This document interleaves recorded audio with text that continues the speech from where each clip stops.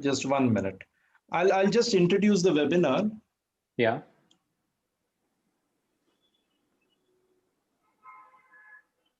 So half a minute, I guess, approximately.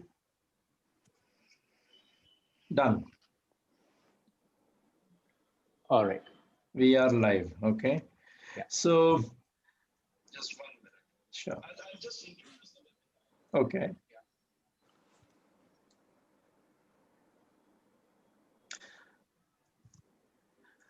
Good evening, everybody, and welcome to yet another great evening of academics. And we are very delighted, excited to bring a bunch of talented young individuals who are great academicians and clinicians spare their time, thoughts, and insights on today's webinar for spine surgery.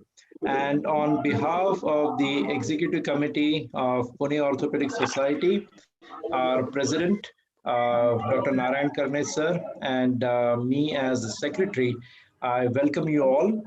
And we have a very interesting case-based webinar, and we have luminaries from the field of spine surgery talk to us in a very informal way.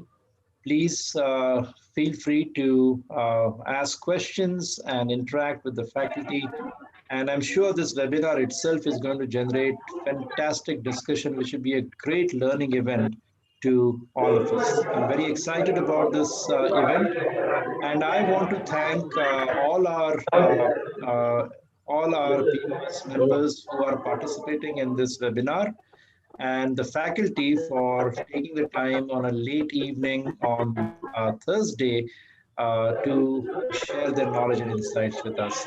So without further ado, I would like to invite Dr. Mayur Kardile to convene this webinar and Dr. Shailesh Hadgaonkar to moderate the webinar. Thank you once again, gentlemen, and over to you, Mayur. Thank you. Thank you, Dr. Vahegaonkar. Thank you very much for this opportunity and letting us into this academic event to the Pune Orthopedic Society. I can hear a lot of disturbance. Oh, there Hello. is some background noise. I'm not sure. Phillips Abraham. Yeah, Phillips Abraham will have to be muted. I'll just mute all.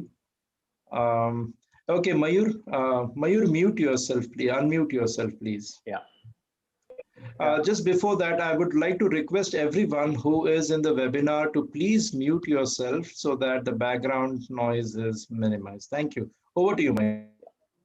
Thank you, sir. Thank you for this opportunity to get this academic event across the POS platform. So basically, when this idea of this webinar was conceived, Dr. Vahegaonkar and I had a word, and we actually wanted to bring forward the common spine-related issues that every orthopedic surgeon would face in their OPDs. Now, when we go back to the books, there are a lot of things written about simple topics like lumbar disc herniation, lumbar stenosis, or cervical stenosis.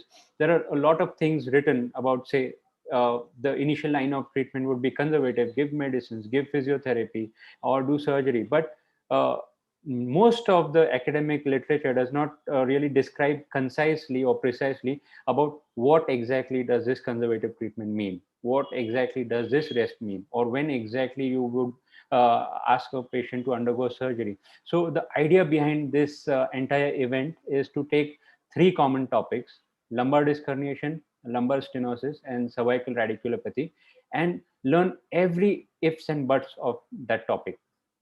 So the objective is to discuss about the decision making about these common pathologies, the investigations that one has to do, the optimum conservative treatment for these problems, how to recognize red flag signs, and when to operate patients with these spinal problems or when to make a spine surgery referral. And today we have with us Dr. Shailesh Hadgaonkar, the man who does not need any introduction. Dr. Shailesh Hadgaonkar heads the neurospine department at Sancheti Hospital. He has been a mentor to many fellow trainees, including me. We have Dr. Tushar Pisar, who is a MS orthopedic surgeon, fellowship in Singapore and Bombay Hospital. He is a consultant spine surgeon right now at Deccan Hardikar Hospital, and he also is an associate professor at D.Y. Patil Medical College. He's going to talk to us about cervical radiculopathy. We have Dr. Siddharth Iyer. He is a FNB trained spine surgeon, and he's consultant at Sancheti Hospital. We have Dr. Rishikesh Mehta, who has done his ASSI fellowship and a spinal deformity fellowship from the UK. He is also done a IASA MISS fellowship from the United States. He is a consultant spine surgeon at Ruby Hall Clinic, Noble Hospital, and at Sahyadri Hospital in Pune. Unfortunately, Ketan is not able to join us because of his current commitments, which came at the last moment. But he is a consultant spine surgeon and does a lot of endoscopic work at Sai Shri Hospital. We have Dr. Shardul Soman, who is a board certified spine surgeon. He has done his fellowships at ASSI, APSS, AASA, SRS, and various renowned centers in the world. He is right now a consultant spine surgeon at Lokmanya Hospital and at Global Hospital. And he's also, again, an associate professor at Navle Medical College. And of course, you have me. I'm orthopedic spine surgeon currently working at Jahangir Hospital and at Columbia Asia Hospital. I've done my fellowship at Sancheti Hospital and at Kaiser Permanente in United States. I have research affiliations with the University of California, San Francisco. And I'm just adding my bit to the field of spine surgery, just trying to do that. So without any delays, I think we should go further with our academic talks. The first one to go right now is me.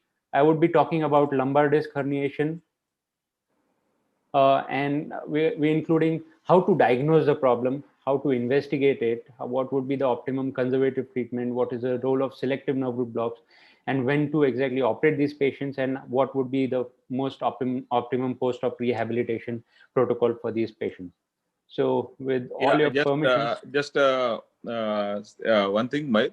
Welcome you all for this webinar in the rainy season in Pune, and I think most of the parts of Maharashtra. It's Corona 2 time, and we are blessed to not have many cases. Pune today had 290 cases, and we are hoping for a better time, and we all to stay safe.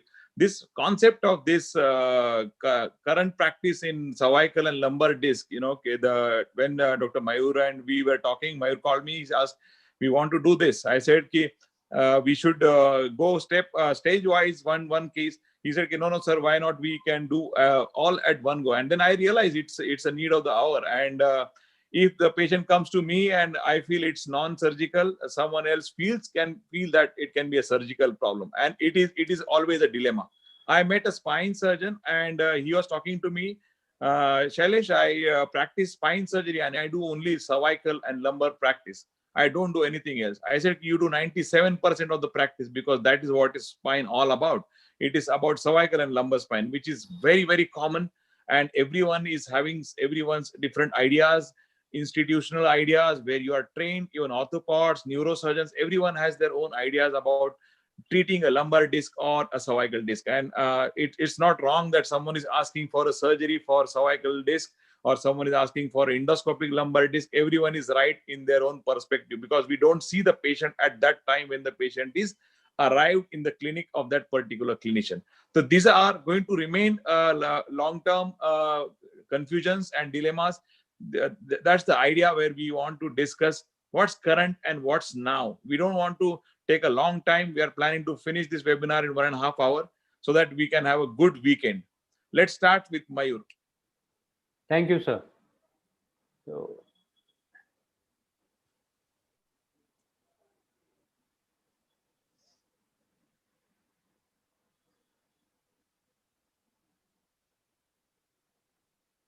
yeah. All right. So as Dr. Hadgaonkar said, lumbar disc herniations, they are so common and they come in so many shapes and sizes that at times it gets really into the gray zone to make the right decision, to give the right tailor-made treatment for the patient. But then this is one of the most common pathologies that we see. And it's kind of, honestly for me, this has been one of the most enigmatic pathology that I see in spine. And wherein the decision making can differ so much, the operative techniques could differ so much, the intraoperative challenges that could come with this pathology could differ so much. So today we'll try to have a consensus about what we could be exactly doing when we are facing a patient with lumbar disc herniation in a regular orthopedic OPD. And it comes in just like in all shapes and sizes. It could come in all shapes and sizes with patients also. Now, usually people would say that obese people get more of spine problems. But this is one of my patients who actually works as a model, and she got a disc herniation. She never lifted anything heavy. She never did any squatting activities, and still she had that.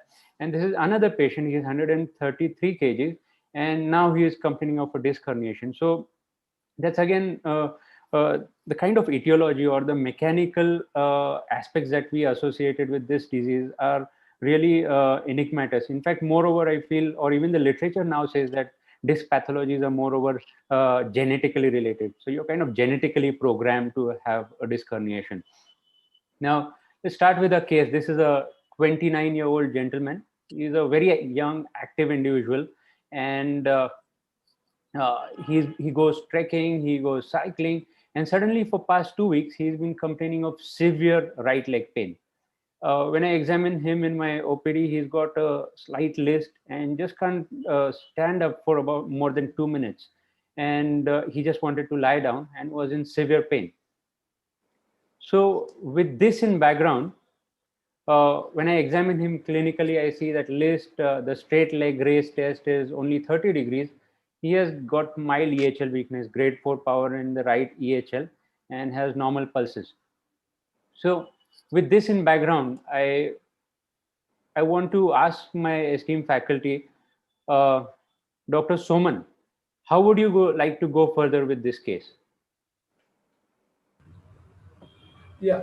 So firstly, now that you have done all the clinical examination part, so what I would like to ask him is how much is it disabling for him? Like how much is his activity disabled by this complaints that he's having? So that should be the first question that should come forth. Next, of course, after if he says that it is significantly disabling his routine day-to-day activity, we should think of getting investigations in the form of X-rays initially, and of course, try to give him a conservative trial with medicines for at least a week. So since his EHL, I am somewhere confused many a times regarding a power of 4 and 5, because many a times patient have pain and they do show power of grade 4. Yeah, so grade 4 is not something that I always am worried about. Obviously, if it is grade 3 or less than that, you obviously need an MRI at the earliest. But with a grade 4, I won't be very keen to rush onto an MRI. I would rather try to give him some medicines, tell him to follow conservative trial, and follow up in the OPD for after a week. What is your conservative trial? Yeah, so that would include mainly muscle relaxants, not bed rest for a couple of days, which would obviously be guarded. I don't want to make him lie on bed for 24 hours.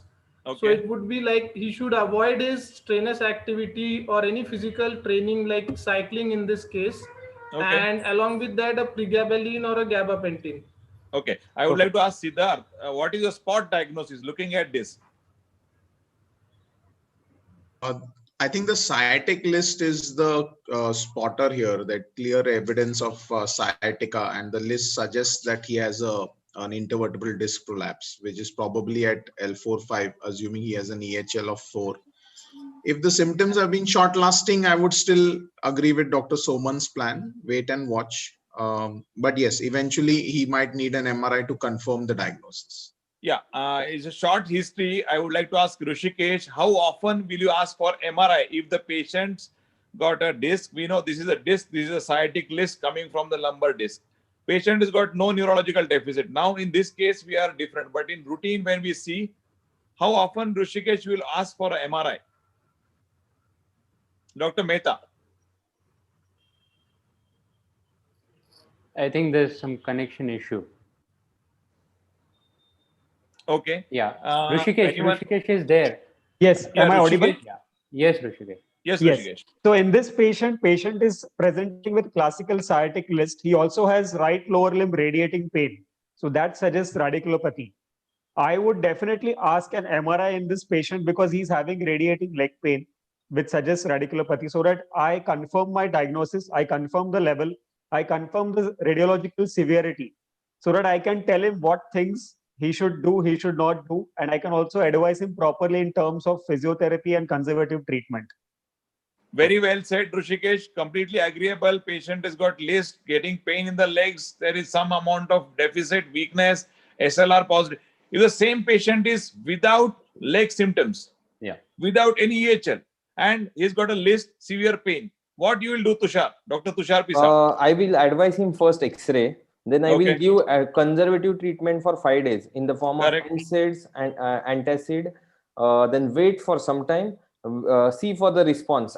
Advise him a strict bed rest, like intermittent traction or something which I will like to advise, because I prefer intermittent traction or a continuous traction for such a patient. I will not rush for a MRI. I will rush MRI only if the pain is persistent even after 8 to 10 days of a conservative treatment. Point clear. So this is a very, very good explanation, Dr. Pisar. All 5 points to you and everyone. What Dr. Mayur is trying to show, that if there is a list and leg pain, list without leg pain, both the things are clear now. If there is no leg pain, no radiation, we are just giving a short trial of anti-inflammatory, some amount of rest, as Dr. Soman has said. In this case, everyone is agreeing for going for an MRI scan because patient is with persistent symptoms, leg radiation, and some deficit. SLR is 20/30. Right, Mayur? Yes, sir. So basically, if there's a neurological sign or symptom, let's jump over to the MRI. Yes, correct. Right? So let's see what you have done. So the investigations reveal he had a sacralized L5 and there's a disc herniation at L4-5 level, and it's at the right paracentral area. And you know, a very important thing that we have to observe now, most of the radiology reports, they talk about disc bulges, disc exclusions, disc protrusions, but we as surgeons or we as treating doctors, what we really need to see is what is the herniation doing to the nerve roots. Now, look how beautifully you can see the left side nerve root. That's the left side traversing S1 nerve root. And over here, the right nerve root is completely pressed against the lamina and the ligament of flavum by the herniated disc. So this is what I would relate, that this is the pain generator. And because of the compression on the nerve root, the patient is so symptomatic. Would anyone, sir, Dr. Hadgaonkar, would you like to add up anything to this? No, very well said, Mayur. I think that is what the message we want to give. And what happens when the disc comes out like this? One, we all know annulus, there is some amount of injury and the disc is coming out. Sinovertebral nerve gets irritated, it causes back pain. This disc material comes and there is interleukins, prostaglandins, which are released into the canal, which are causing inflammation to the nerve root, which is causing the leg pain. So now we have to think, is the disc is the only culprit or the nerve root? And when we realize that there is a compression on the right side, this is a very classical L4-5 as 5 sacralized, causing the leg radiation and some amount of EHL weakness. Because of this transitional segment, EHL is showing weak. So now, yes, we all know normally disc treatment, various parts of treatment, everyone can have different say. But normally, traditionally, we prefer to give anti-inflammatory, give a shorter period of rest and monitor. We don't want to immediately rush on physiotherapy. Maybe a couple of days, once his pain is stabilized or better, then we can start doing some rehab. That's normally the protocol. Exactly. If the patient is with complete persistent pain and not getting better, then we have various modalities which will come later. Exactly. So the inflammatory part, which is like an intense inflammation, because the nucleus pulposus being a sequestered antigen, it initiates a lot of inflammatory reaction around, and that gives severe pain. So in a disc herniation, there are two components, as Dr. Hadgaonkar perfectly said. One is the inflammatory, which can settle very well with a short course of NSAIDs, and the other one is the compression, the actual mechanical compression, which would take time. So now, when we are saying that we want to do a conservative treatment, let's discuss about what would be the optimum conservative treatment, or whether you want to operate this patient, what kind of medications, if rest, how long, what kind of nerve blocks, and when exactly do a surgery or when to do a referral. Let's ask all the stars. Yes. So, Dr. Mehta, over to you. Yes. So in this patient, The history is very short of 2 weeks duration. Plus EHL 4/5, I am not like, I would not say really like a neuro deficit, because sometimes it is because of pain inhibition. Yeah. So I would give him a good conservative trial in the form of bed rest for at least a week. So my bed rest protocol is for a week. Yeah. And then in the next week, I start him with restricted activities.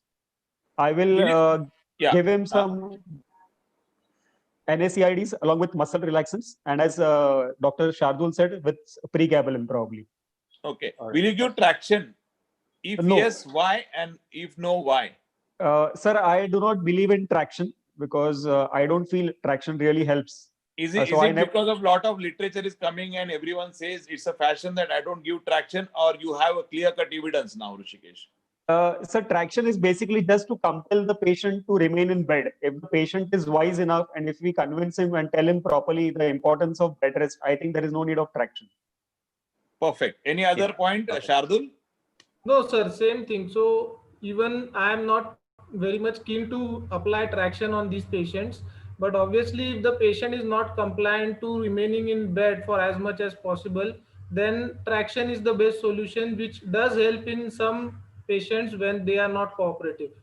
Yeah, a lot of orthopedic surgeons give traction in various parts of the city and state. What is your take on it, Mayur? Honestly, I don't feel traction works over there. At the max, it helps to put the patient bound to bed. But then, if you really look at it, if the patient is in really bad pain, he is bound to sleep in bed. If he is not having a lot of pain, we are okay to ambulate that patient. We do not really have to tie him down to the bed. Okay. So Let's burst the myths today. Yeah. Let's burst the myth today. 3 of them are saying no traction. Let's ask Siddharth Iyer. So there is, in terms of literature search, there is no strong recommendation that traction helps. If we are all orthopods, if you think about it, if you have a central fracture dislocation of the acetabulum, you will need skeletal pin traction of 15 kgs to bring that head out. What will be the required amount of traction to, if you're, I don't know whether people feel that the disc will go back in or for what reason they want to apply traction, but there is no amount of traction that a patient will be pain freely and sustain it. So I think traction is absolutely a humbug type thing. It's nothing else. It's just to buy time to get the patient in hospital and keep an inpatient.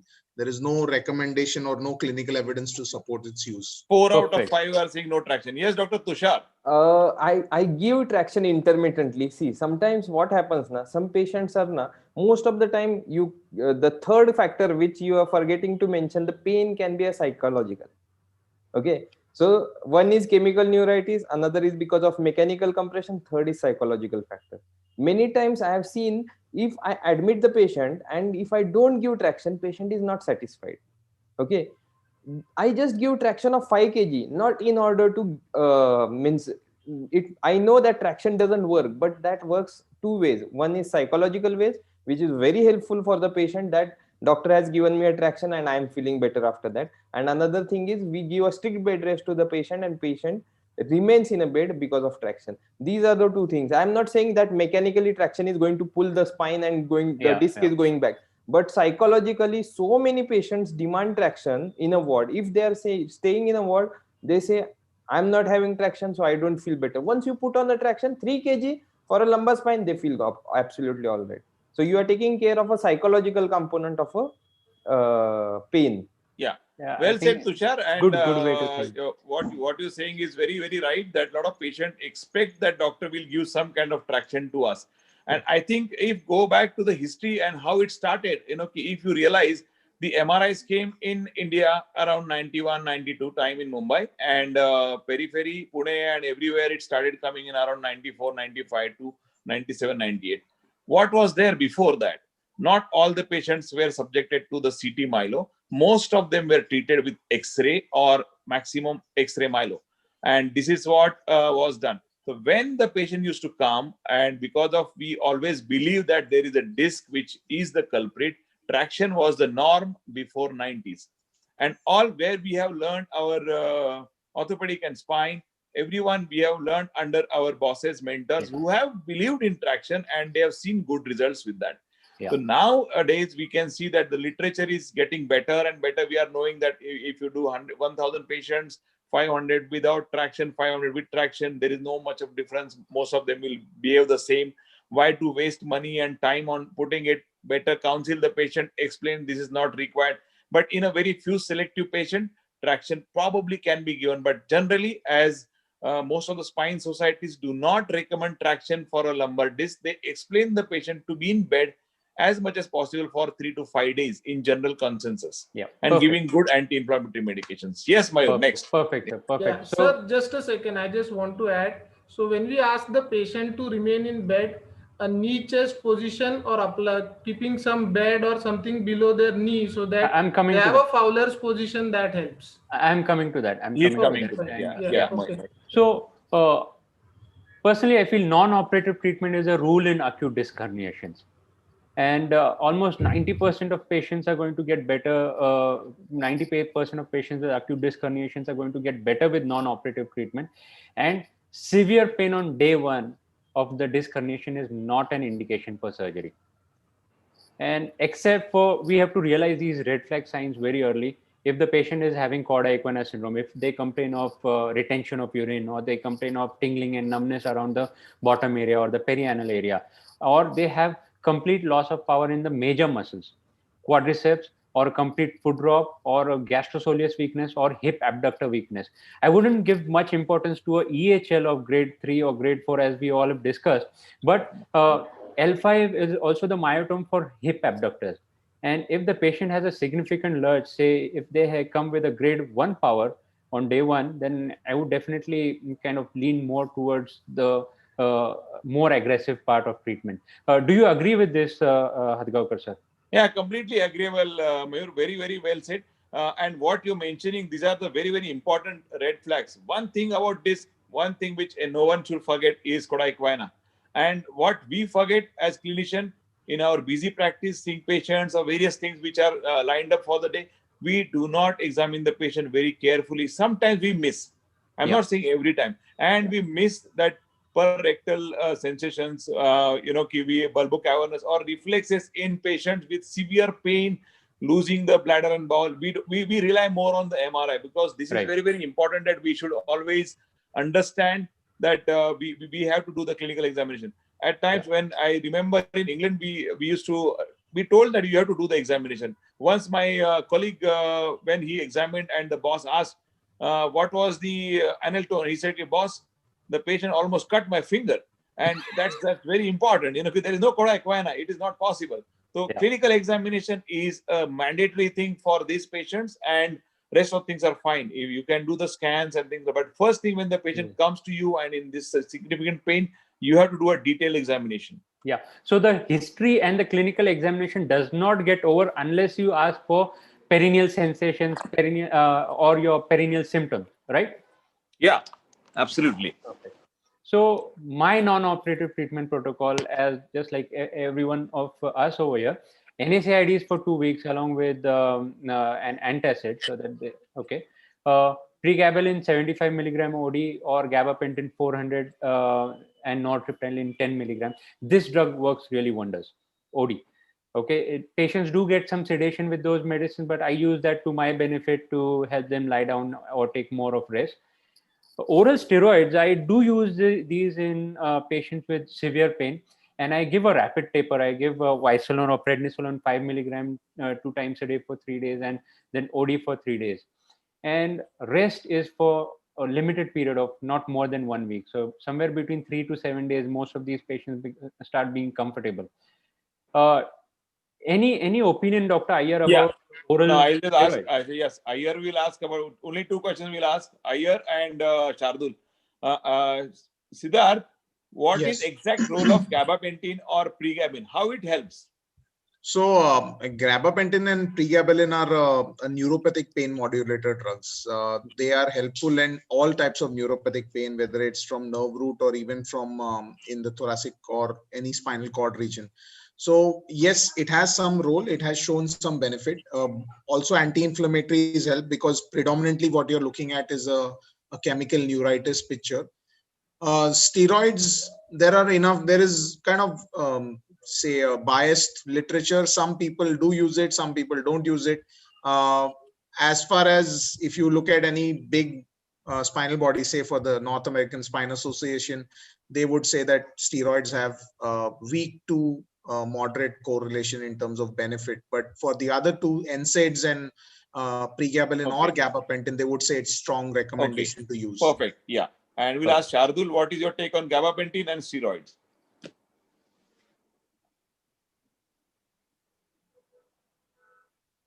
Shardul, I think there's a connection problem with Shardul. Yeah, Rishikesh, Dr. Mehta. Yes, sir. Sir, I prefer pregabalin because of two reasons. Pregabalin also has sedative effect. So people with this acute pain sleep nicely at night with pregabalin 75 milligram. Gabapentin does not have that much sedative effect. And steroids, I usually do not prefer in acute lumbar disc herniations. Correct. So I think it's a practice, and it's the institutional practice. A lot of people believe in giving steroids, and a lot of people do not. But latest recommendations are coming to avoid as much as possible about the oral steroids. But yes, gabapentin and pregabalin along with NSAIDs is definitely going to help in most of the cases. All right, great. And another word of caution, I would never, ever give steroids without doing an MRI. I want to be very sure about the diagnosis before we start any oral steroid. Now, by rest, I mean that I ask the patient to stay supine for most of the part of the day. Avoid sitting for a long time, because sitting generates a lot of pressure in the disc and creates more pain. I do allow them to go to the washroom, so it's not complete bed rest, no bedpan services for these patients. And most of them ask for ideal sleeping position, just like Shardul had a question. So I always recommend patients that if they're sleeping straight, have a pillow beneath their knees, so that decreases the stretch on the sciatic nerve. And if they're sleeping on the side, have a pillow in between their knees. Again, these are two very comfortable positions for patients with lumbar disc herniation and lumbar radiculopathy. Now, again, would you, once these patients are a little bit comfortable, do we ask them to go back to work? I generally do ask them to go back to work. Most of the patients that I see are from the IT industry, and I usually tell them that they could avoid sitting for prolonged time, so they can sit for about 15 to 20 minutes at a time, or how much ever is tolerable. And if they cannot sit, try to make arrangements so that they can work in a standing position. Now, these are fancy tables. Probably they're not available everywhere. Not everyone has them, but then people can make arrangements and to keep their laptops at a higher level. Mayur, would you like to tell that people who are not in IT industry in periphery of Maharashtra or India, where they can use some long stands or stools where they can do their work if they are in a shop or shopkeepers, they can make some arrangement like this, which will ease off or load off the lower back, and they can work comfortably. Exactly. So we do not really need very fancy equipment, just a little bit of change or modification. Say a housewife who is kind of sitting down and making rotis, she can easily stand up and make those rotis. Very well said. Very well said. We kind of have to modulate them to their environment. Yes. Yeah. Now, the role of physiotherapy. As we all said that we do not want them to undergo exercises right away when they are in acute pain. But once this pain settles down by about a week, we can start them on exercises. Yes. And moreover, I believe in the McKenzie technique of the extension biased exercises for the lumbar spine. And of course, not start all these exercises at a go. I would delegate this work to my intelligent physiotherapist to really take good care. And according to the patient's need, according to their the patient's pain, they inculcate all these exercises to strengthen the core and the extensor muscles. And things to avoid. This has been always a recommendation for all patients. Avoid squatting, avoid sitting cross-legged, do not use the Indian style lavatory, avoid twisting activities or pushing, pulling or lifting heavy weights, and avoid straining at stools. Now, this is a very important thing that I tell people. Avoid pushing or pulling or straining on stools. So I even may prescribe a laxative to make them more comfortable. Do you agree with this, Shailesh, sir? Yeah, completely. Absolutely right. Spot on, Mayur. Very well said. all these things, probably they say ki the minute you are sitting on the floor and you're getting up, the pressure which is coming on the lower back is around 8 to 10 times than when you're sitting or standing on a chair. Or that's how significant it is when you're sitting on the floor and you're getting up. So that much pressure is exerted biomechanically on the lower back, which is definitely going to cause more trouble. So it's better to avoid all these things as much as possible for at least 3-4 weeks. Once the pain starts settling, then you may start doing things of your choice. Exactly. Now, coming down to the role of selective nerve root blocks, Tushar, can you put some light onto this? Like you do a lot of selective nerve root blocks. When would you exactly advise a patient to undergo a nerve root block, or does it have any role into this? Yes, actually, nerve root block is a very good technique. Whenever there is a pain, suppose, see, the pressure is not much on a disc. You think that patient is having out of proportionate pain with respect to MRI. That is ideal time. Means MRI picture and clinical picture is not matching with each other. Okay, the patient's finding is this much, your finding is this much. Okay, and MRI is showing something. At that time, nerve root block helps, because that radiculopathy, clinically you find that there is a radiculopathy, that nerve is giving pain, and MRI is not showing, it will not require surgery. Then that situation, this nerve root block helps. Okay? Perfect. So if there's a clinico-radiological mismatch, if the symptoms are much more than the actual MRI, you would prescribe a nerve root block. For me, I would prescribe a nerve root block if the patient is not having significant relief after 2 weeks of conservative treatment. And of course, he should not be having a neurodeficit. That again is a contraindication for selective nerve root block. Yes, Siddharth. I think the nerve root block has two purposes. One is therapeutic and one is diagnostic. So what Tushar highlighted is a diagnostic purpose, and what you have highlighted is therapeutic. I think it works well in both scenarios. Yes. In therapeutic, you want to use it in patients who are not getting adequate relief with your first line measures, whether it's traction, whether it's NSAIDs or steroids or gabapentin. And if the patient's symptoms are still warranting some sort of additional intervention from my side, then I would offer them a nerve root block. And obviously, if you have a multi-level pathology where you can't identify a clear pain generator, then like Tushar said, a nerve root block can be of a diagnostic purpose and then helps you decide which level has to be operated or which level has to be conserved. Perfect. And not every time the patient will come to you day one.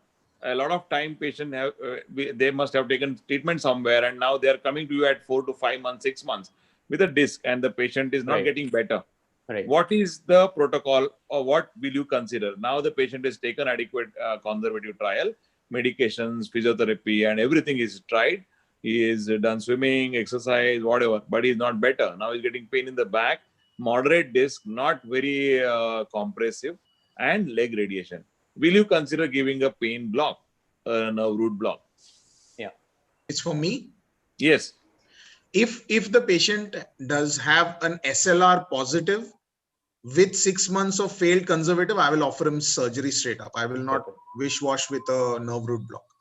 But if I don't get a clear SLR positive and he has claudication, which is onset after say 30 minutes or 25 minutes, not severely disabling, I will then discuss both options with the patient, that if he's very keen to get a one and final solution, then go in for surgery.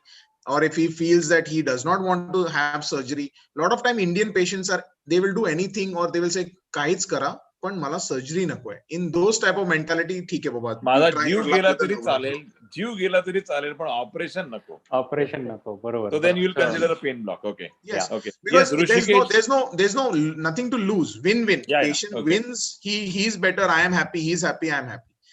Otherwise, if he doesn't get better, anyways, I tell them that there's going to be a select few that will not benefit this pain block and eventually will need a surgical. Let's take a call from Rishikesh and Shardul.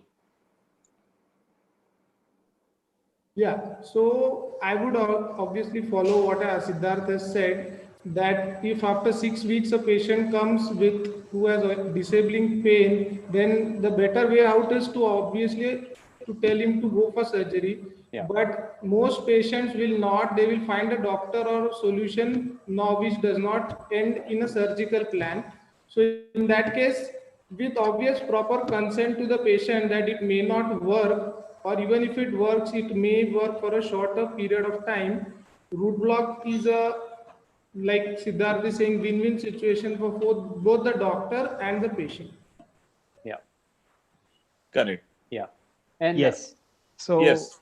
Yes. So in my books, the indication for selective nerve root blocks is in either acute or subacute stage, where patient has typical radiating leg pain. He should have leg pain, which should be the predominant symptom, and the disc should be, as sir said, mild to moderate, not major of, it is not compressing the nerve root, but the pain is mostly because of inflammation, chemical irritation of the nerve root. So these patients, give very good response to selective nerve root blocks. Patient with chronic disc and chronic pain, I think if the patient is coming after 6 weeks, 6 months with persistent pain and SLR positive, obviously I would tilt more towards the surgical side. Yeah. Yes. Yeah, Okay. one more thing, sir. Extraforaminal disc, I think they do very well with a root block. So these are the patients where definitely a root block trial is warranted even after 6 weeks. How many of you will consider giving a caudal epidural, which used to be a standard practice some time back? A 20 ml syringe, a large amount of saline. No. I would always prefer a selective nerve root block. One is, as Siddharth said, these are diagnostic. I block one nerve, I know that okay, this is the culprit, and we need a small amount of drug. We're not causing any more of epidural compression. So in a single level disc herniation, isolated single radiculopathy, selective nerve root block is the. Okay, Tushar wants to say something. Caudal block, I generally prefer caudal block after a nerve root block when there is a significant amount of back pain along with the leg pain. Okay, because back pain is not taken care by a nerve root block, because it is because the nerves which are causing back pain are not getting blocked by that. So if patient is having very bad pain and MRI is not showing, means you are not planning to operate on that patient, and along with the radiculopathy, then caudal block I definitely will add in that patient. You consider caudal block Yes, for yes, a patient because, with back. yes. What about facet block then, Tushar? Why don't you give a facet plus foraminal? So if caudal block generally works when there are 3-4 levels which are showing degeneration, and you prefer it multi-level disc. Okay. Yes. Okay. Yes. Perfect. Okay. I think here the main issue is if you have a multi-level pathology and you want to offer a therapeutic block, a caudal block is what an orthopedic surgeon can give. An interlaminar epidural is what an anesthetist will give. And Tushar stands to lose that patient to an anesthetist. So he prefers to use the sacral hiatus rather than an interlaminar approach. Yes. Sacral hiatus is better one.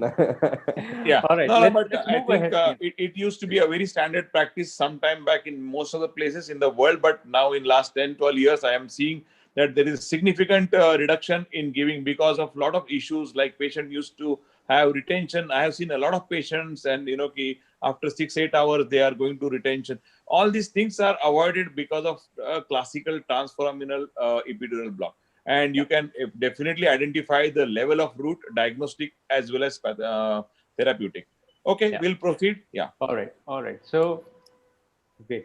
So let me take an opportunity to say what is a selective nerve root block. Basically, you want to block the L5 nerve root in this patient. You put a needle just below the L5 pedicle. In AP view, it should be lateral to the bisecting line of the vertical bisecting line of the pedicle. Basically, the idea is if there's a disc herniation at L4-5, it presses the L5 nerve root. You place a needle just below the pedicle and so in the vicinity of the nerve root so that the drug percolates around the L5 nerve root. And this is a video of a nerve root graph that I got while giving the selective nerve root block. So though the dye selectively runs around the L5 nerve root, there's also some percolation into the epidural space, which does happen quite a lot many times. So, and I usually inject 40 milligram or 1 ml of Kinocort and 1 ml of Xylocard, which is preservative-free xylocaine. So, any comments on this? Very well said. And sometimes only one issue is at times L5S1 can be difficult area to access. Sometimes there can be a Bartolotti or unilateral fusion, and then it can be a tricky thing. So we have to be very careful. If you can't, then you have to do an interlaminar epidural at that time, and you should know how to do that. Be careful to avoid a dural puncture because that can become a spinal. So you have to be very, very careful to go into the epidural space when you are doing interlaminar. Otherwise, transforaminal is a very classically described, and as Mayur has very rightly shown, you can inject a dye, identify the root, and inject the small amount of medications. Always take the consent of the patient, and always do it under safety precautions in the theater. Avoid, because I have seen these blocks were done in a clinic practice without C-arm, and nowadays it's not a right idea or a good idea. Few people used to do that, but with the experience. But generally, this experience is not anymore with any evidence, because you are not sure about what level you are tapping. You are just giving an injection. That's not a right thing. Even aseptic precautions, because I operated 2 patients with pain blocks given and with infective spine, because that's very, very important to do this absolutely in aseptic precaution in the operation theater, the way we do a surgery. Yeah, as much as possible, because nobody wants a complication from this, as much as we should try to avoid. Perfect, sir. Very well said. So then we come to one more thing I want to add is, very rightly Mayur has said, it should be preservative-free xylocaine. If you are using a normal xylocaine, xylocaine sensitivity testing is mandatory before you give the block. Because we have seen patients who have landed up in anaphylactic reactions because of preservative agents. Absolutely. Yeah. And again, let me make a point that selective nerve root blocks are just an extension of conservative treatment. It's a pain management modality. It does not do anything to the disc. You're not aspirating or you're not injecting anything that is going to melt down the disc over there. And the disc herniation is going to be taken care of by the patient's own immune system, which would just clear up the disc space. Right. So selective nerve root blocks are an extension of conservative treatment. But then what is the end point of all this conservative treatment? For me, Hadgaonkar sir, for me, I think normally means our experience is very good with the blocks in this type of disc which is been shown. But if someone, like, there are patients who will not get better, they have persistent pain, difficulty, and activity modification, then we need to consider at some time, if the patient is demanding, is not getting better, persistent leg symptoms, getting in okay, normally when you have a lot of experience, you always say the disc will always resolve. You don't need surgery for a disc problem. But there are few patients, we have to be selective in these patients, where we can offer a decompression surgery. You can do it anyway, microscopic, MIS, endoscopic, whatever, in only selective patients of this type. Yeah, Siddharth. Can you go to the clinical photograph of this guy quickly? Yeah.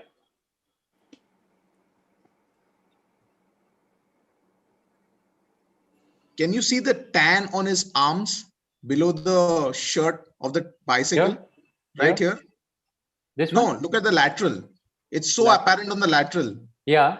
This guy is a hardcore cyclist. Yes, he is.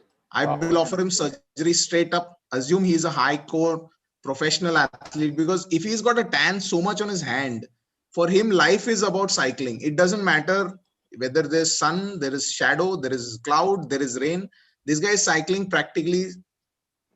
Hadgaonkar sir, 100%. I will offer him surgery straight up, because this guy has not been on his bike for 2 weeks and he is dying to get on his bike every day.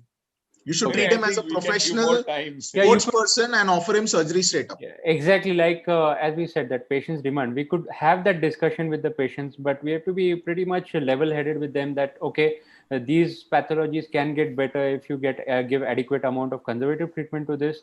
And that is basically the discussion that we need to have with them, that maybe you take rest for another week or two, a selective nerve root block that could possibly help you. But if the patient, as I said, the patient's demand. Now, I had patients who wanted to fly down to Australia in 2 weeks, and they were like, doctor, if I go there and things get bad with me, I am not going to have any help. Please operate me early. I would operate that patient early. If there's a patient, say, for a patient living, for a farmer who lives in a big family who has a lot of people to take care of his chores, possibly we could extend the conservative treatment bed rest for a pretty long time. But for a IT professional, nuclear family who just cannot do his job, or not working could mean a loss of employment, probably I would offer surgery earlier to those patients. So we kind of have to manage the patient's expectations and demands as well. So that is it. And if at all they show persistent weakness, if they have bowel and bladder symptoms, those are the patients that we have to operate early. Just one more thing I would like to add. What I have found out is patients who present with numbness or paresthesia, they generally don't do that good on conservative trial. What is your experience, Mayur, on this? I would, you know what, for me, every patient with disc herniation, except if they have those red flag signs, I would always offer them conservative treatment. Somehow in my practice, almost like at least 70% patients are getting better with the conservative treatment protocol that we follow. Well, my threshold for doing a microdiscectomy or operating on patients with acute disc herniations is a little bit higher. What do you think, Hadgaonkar sir? No, I agree. See, basically, as rightly said, demand and what exactly are the symptoms and how much is the suffering. What is the VAS score at 6-8 weeks if he's getting better or not better? Tingling numbness may remain for a long time. I've seen numbness is the last thing to go. Yeah. Second is tingling. Pain goes the first, if at all. So these things are going to remain in a compressive disc. Yeah. So my take is that it is a selection.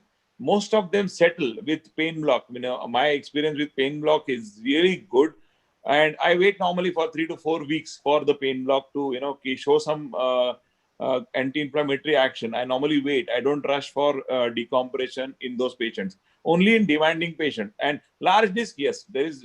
We don't want to wait for a disappearing act, which is possible for 1 or 2% of the patient. The large disc rarely disappears, but we have experience of patients who are doing better with large discs also, and normally they say the large discs disappear faster. If you give a good conservative trial, they disappear faster.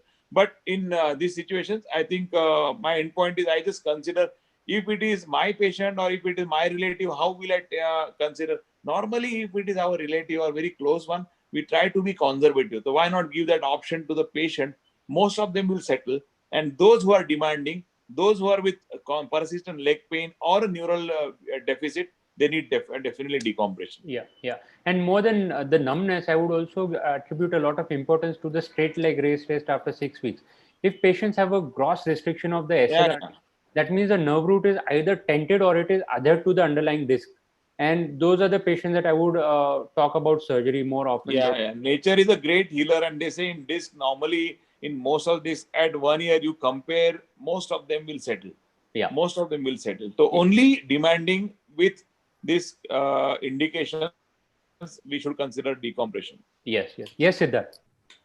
As far as the SLR is concerned, at 6 weeks, I think more than how bad the disc is, patient satisfaction post discectomy is equal to how bad the SLR was at 6 weeks.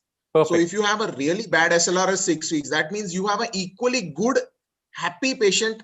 Day one post-op, on the morning he gets up from surgery, he feels that my doctor is next to God. Wow. So in that sense, if you want to make your patient fall in love with you, offer the SLR restriction at 6 weeks, the surgery, and he will praise you for the rest of his life, and he will call 10 other people ke bhaiya isko jaake dekho. Perfect. Very, very well said, Siddharth. Very well said. So we'll have to go a little fast because we are short of time. It is already 9:20 plus. Yeah. So now coming down to the decision of surgery, it could be microdiscectomy, endoscopic discectomy, microendoscopic discectomy, tubular, minimally invasive. So whatever kind of surgery that one is comfortable with, one is happy with, I think that should be done. I am a fan of microdiscectomy, a very straightforward procedure for me.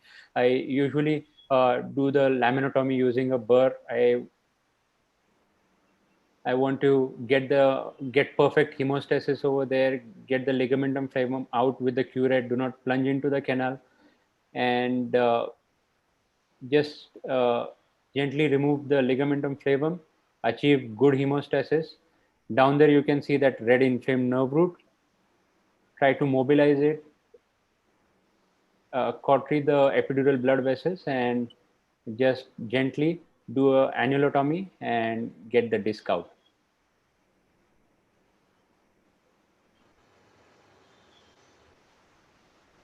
And have a good, free, happy nerve root over there and do a good closure. And this is something that gives phenomenal good outcomes to our patients. Now, mind it, you don't need a microscope for a microdiscectomy. Microdiscectomy can be done with a loop or a microscope. We need a better illumination, better light, better vision. And most important is normally what we have seen, we used to do a long segment L4-5, double level laminectomy plus discectomy, long incisions. We really need a smaller incisions, which is less invasive, less bleeding, and early recovery for the patient. That is microdiscectomy, and it is still gold standard. And we have a lot of things which are coming up, endoscopic, PELD, and various things which are definitely they are equally good as microdiscectomy. But so far, this is a standard care, and someone is doing laminectomy and discectomy, they are not wrong. Mind it, if you are doing it and you are having a good result, if you are doing a single level laminectomy or hemilaminatomy and discectomy, if you are comfortable, you are trained like that. All these are different ways to skin a cat. Yeah. But what Mayur is saying is a gold standard till today, and maybe we will see near future things will change. Yeah, and probably like a 80 or 100-year-old operation which has stood the test of time till now. Yeah, absolutely. That's what. Yeah. Okay. Yeah. So post surgery, I start with gentle ankle toe movements, core activation right from day 1 or day 2. I usually would discharge these patients right after the day after the surgery. And the expectation is that they should be able to get out of bed, walk around, go to the washroom, come back, sleep again. So those, if they pass those tests, pass urine, pass motions, if they pass those tests, they are free for discharge. So and maybe after 3 to 4 weeks, we start more aggressive core strengthening exercises.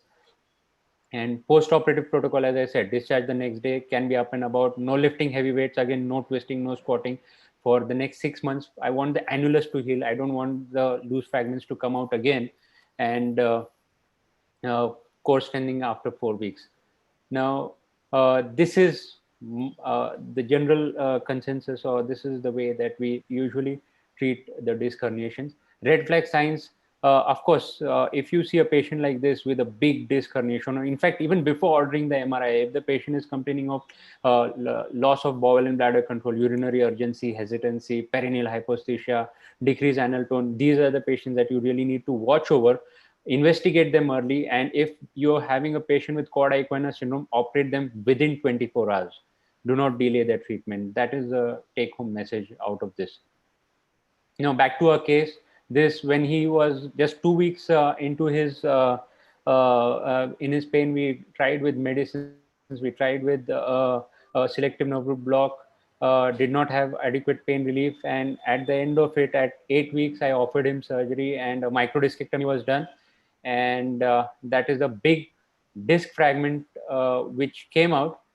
And finally, this patient actually had a small end plate which was separated, and this end plate fragment was actually tenting out into the nerve root. That was the reason why he was probably not responding well to the conservative treatment. So take-home message is that lumbar disc herniation, the non-operative treatment is the rule. Selective nerve root blocks are an extension of conservative treatment.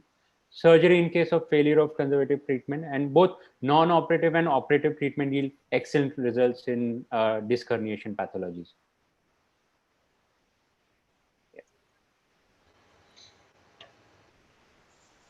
Yeah, I think I lost connection over here. No, yeah, excellent discussion, and well said, Mayur, for this wonderful presentation. We are short of time. We have already run for almost 1 hour. So now I think the next 2 presentations, we plan to complete the presentation and then discuss for a few minutes and then complete the show. Yeah. Yes. I request Siddharth to start his presentation. Siddharth is again going to talk about lumbar canal stenosis, diagnosis, treatment, conservative, operative, nerve root blocks. Yeah, let's have his view over it. Over to you, Siddharth. Yeah, Mayur, can you just unshare screen? Yeah, Mayur, you need to stop your screen share, please. Just a minute, sir. Not sure. Oh, stop share. Yes. Thank you. Welcome, Siddharth. I'm going to go on mute mode right now, and Siddharth, over to you. Yeah. So I'd like to thank the Pune Orthopedic Society, Dr. Vaigaonkar, Dr. Mayur for this opportunity to speak at today's conference, today's webinar. So my topic is lumbar canal stenosis. Is my screen visible? Yes. Yes. Yes, it is. Yeah. Yes, it is. Okay. So I'll try and quickly go through this. So lumbar canal stenosis is a degenerative process, or the end result of degeneration at disc, facet, and flavum. What it what eventually happens is you have a reduction in lumbar dimensions, and you may or may not have additional instability. It's the basis of the Kirkcaldy-Willis cycle of degeneration, where you have dysfunction, you have then instability, and then self-stabilization. But the end result of this is somewhere the lumbar canal dimensions reduce. You also come across occasionally a rarer form of developmental canal stenosis or congenital canal stenosis, such as in achondroplasias, or even patients with bony morphology, which is smaller in their lumbar canal dimensions. In terms of diagnosis, so the brief for today, the first brief that Mayur asked me to give is diagnosis. So this is one condition that is diagnosed on symptomatology. It's very rarely diagnosed on examination or on as opposed to other pathologies. And you generally have the crux is a neuropathic, neurogenic claudication or a radicular pain, which is dermatomal in distribution. You generally you have patients who have neurogenic claudication, which is restricted time in standing and walking. They may or may not have associated myotomal or dermatomal numbness or myotomal weakness. On examination, what you really need to rule out is a vascular claudication and make sure the peripheral pulsations are well felt. And then most patients with lumbar canal stenosis don't really have a neurodeficit at presentation, and that's where your diagnosis is fixed. To confirm this diagnosis, I think MRI is still considered to be gold standard. X-rays are used, but they're more in terms of deciding your surgical plan of action. Occasionally, you might need to go into electrodiagnostic studies such as EMG, NCV in select scenarios where you're suspecting a neuropathy or even multiple level pathologies.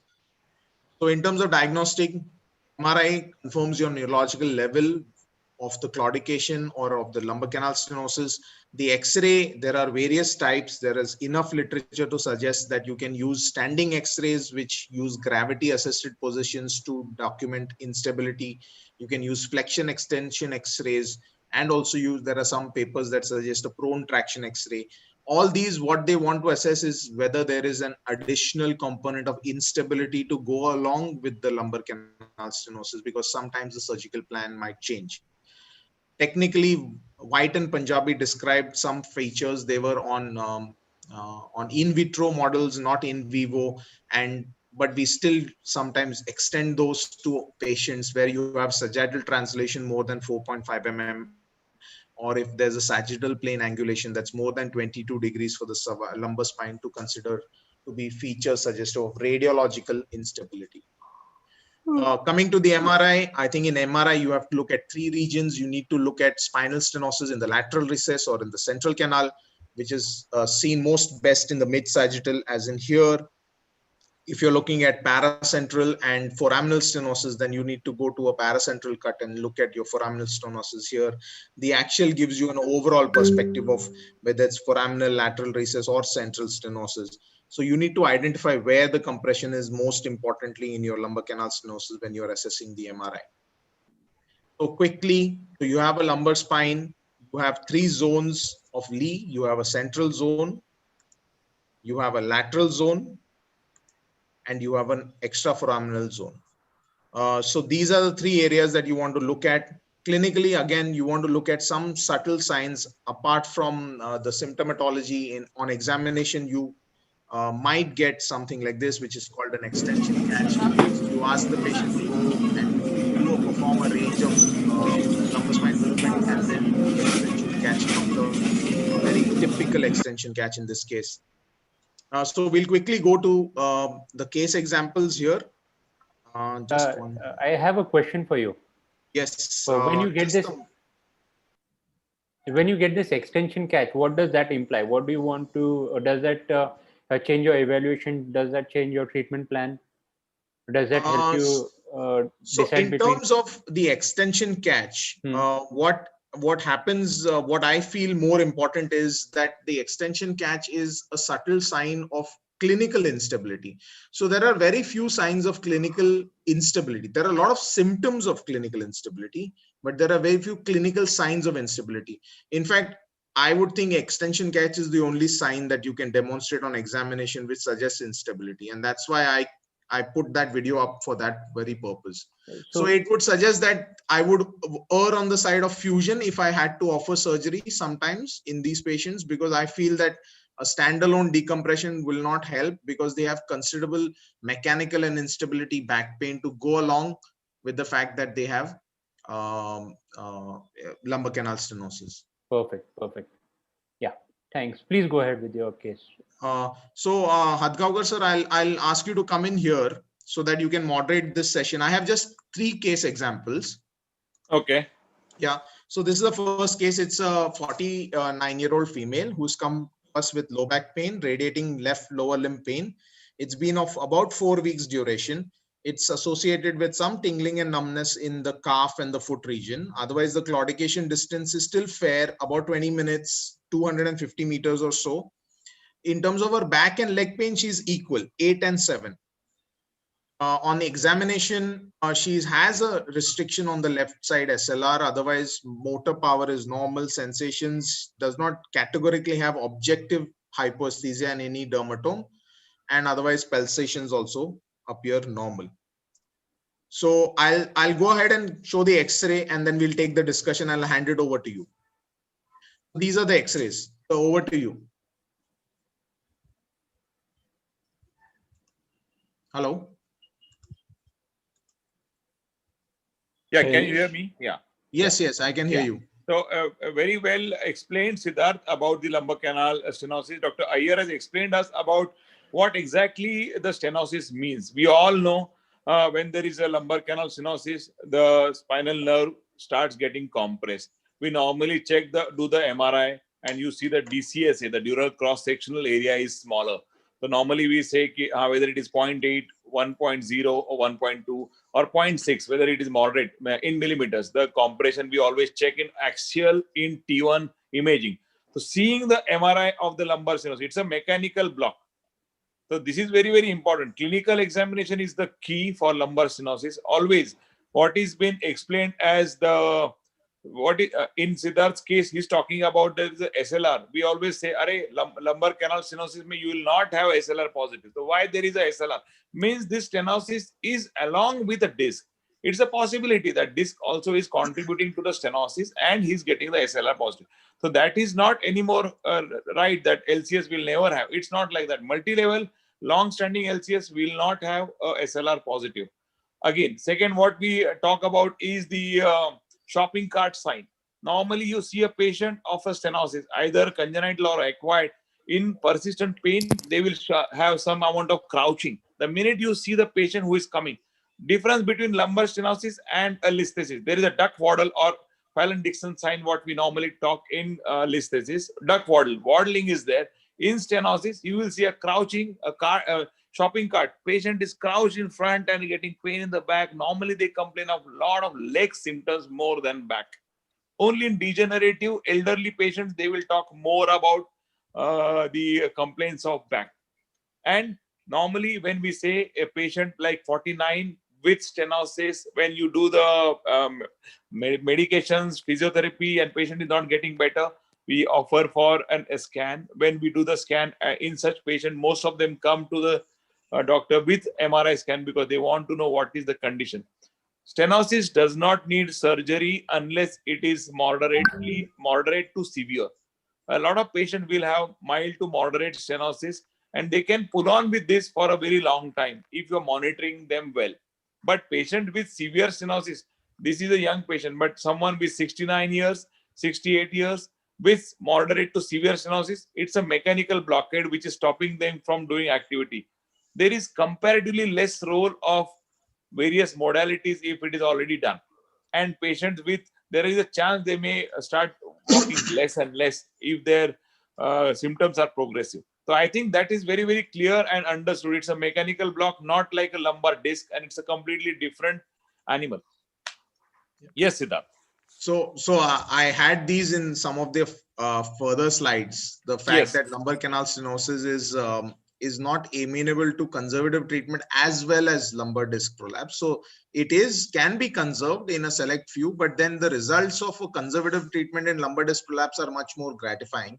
So for this particular lady, we did the X-ray, and the X-rays obviously showed good disc height, didn't show any major instability features on the dynamic X-rays. So then what normally you see that you will see in a flexion and extension X-ray in such patients? What is your first thing you traditionally what is described by White and Punjabi, although they described it in vitro studies for assessing physiological loading of a traumatic spine, but then somewhere it has been extrapolated to even non-traumatic spine. So they're looking at translation.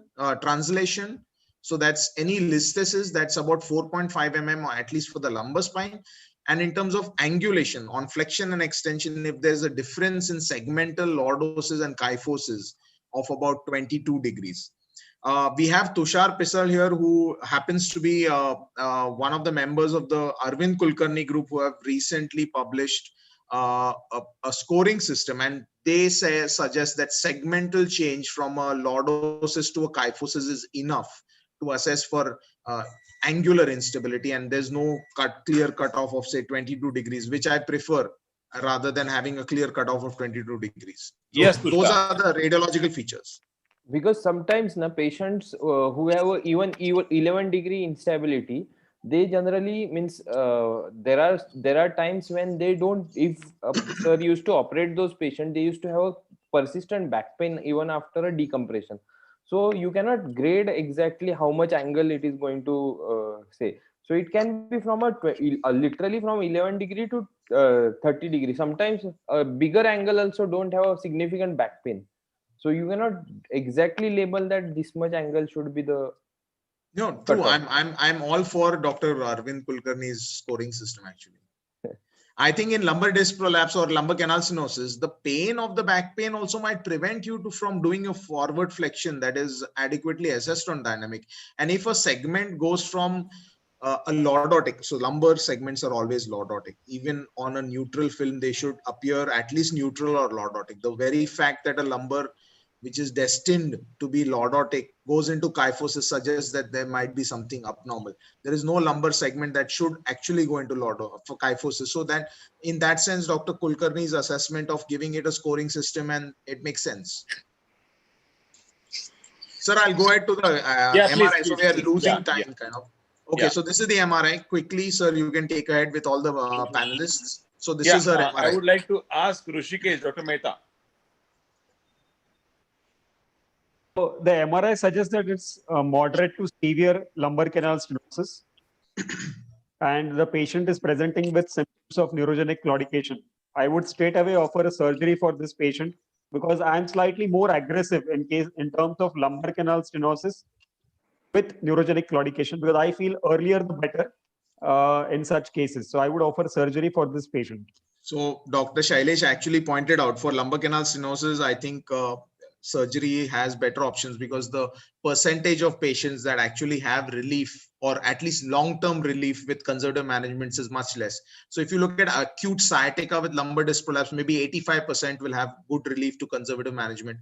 However, with lumbar disc prolapse, with lumbar canal stenosis, that percentage drops somewhere from 85 to maybe 50%, and eventually at 2-year follow-up, there's enough literature that suggests that most lumbar canal stenosis end up having inadequate pain relief or end up needing surgery. So Dr. Shailesh briefly went through this, but then I put up the questions again so that he can take it. I think Siddharth, you're rightly saying that what is the symptom severity, what is the duration, and what was given. See, there are some patients, like you see patients with 70, 75 or 80 years, it's a natural process of having stenosis. It's a degeneration. It's going to have, every one of us will have some amount of stenosis because facetal wear, cervical and lumbar, but you can manage very well. If you're managing and your demands are not much, anyway, you're not walking much, you are walking for shorter time, you are happy with your life, you're getting some amount of pain, you actually don't need surgery because this will not worsen fast. Because you are anyway not walking much, there is not much of friction, there is not going to be wear and tear. You don't need surgery in this situation. So there are a lot of people who will come to your clinic, 75, 80, 82, and they are managing. The minute you see MRI, you feel like, this is surgical, but they are managing well. You monitor them, and for last 5-10 years, we have so many patients who are doing so significantly better, they don't need surgery, and they're happy. Sometimes we can give anti-inflammatory medications. But patients who are demanding with moderate to severe symptoms, leg symptoms, claudication, can't do activity, and they want to be active, this is a mechanical blockade, you need surgery.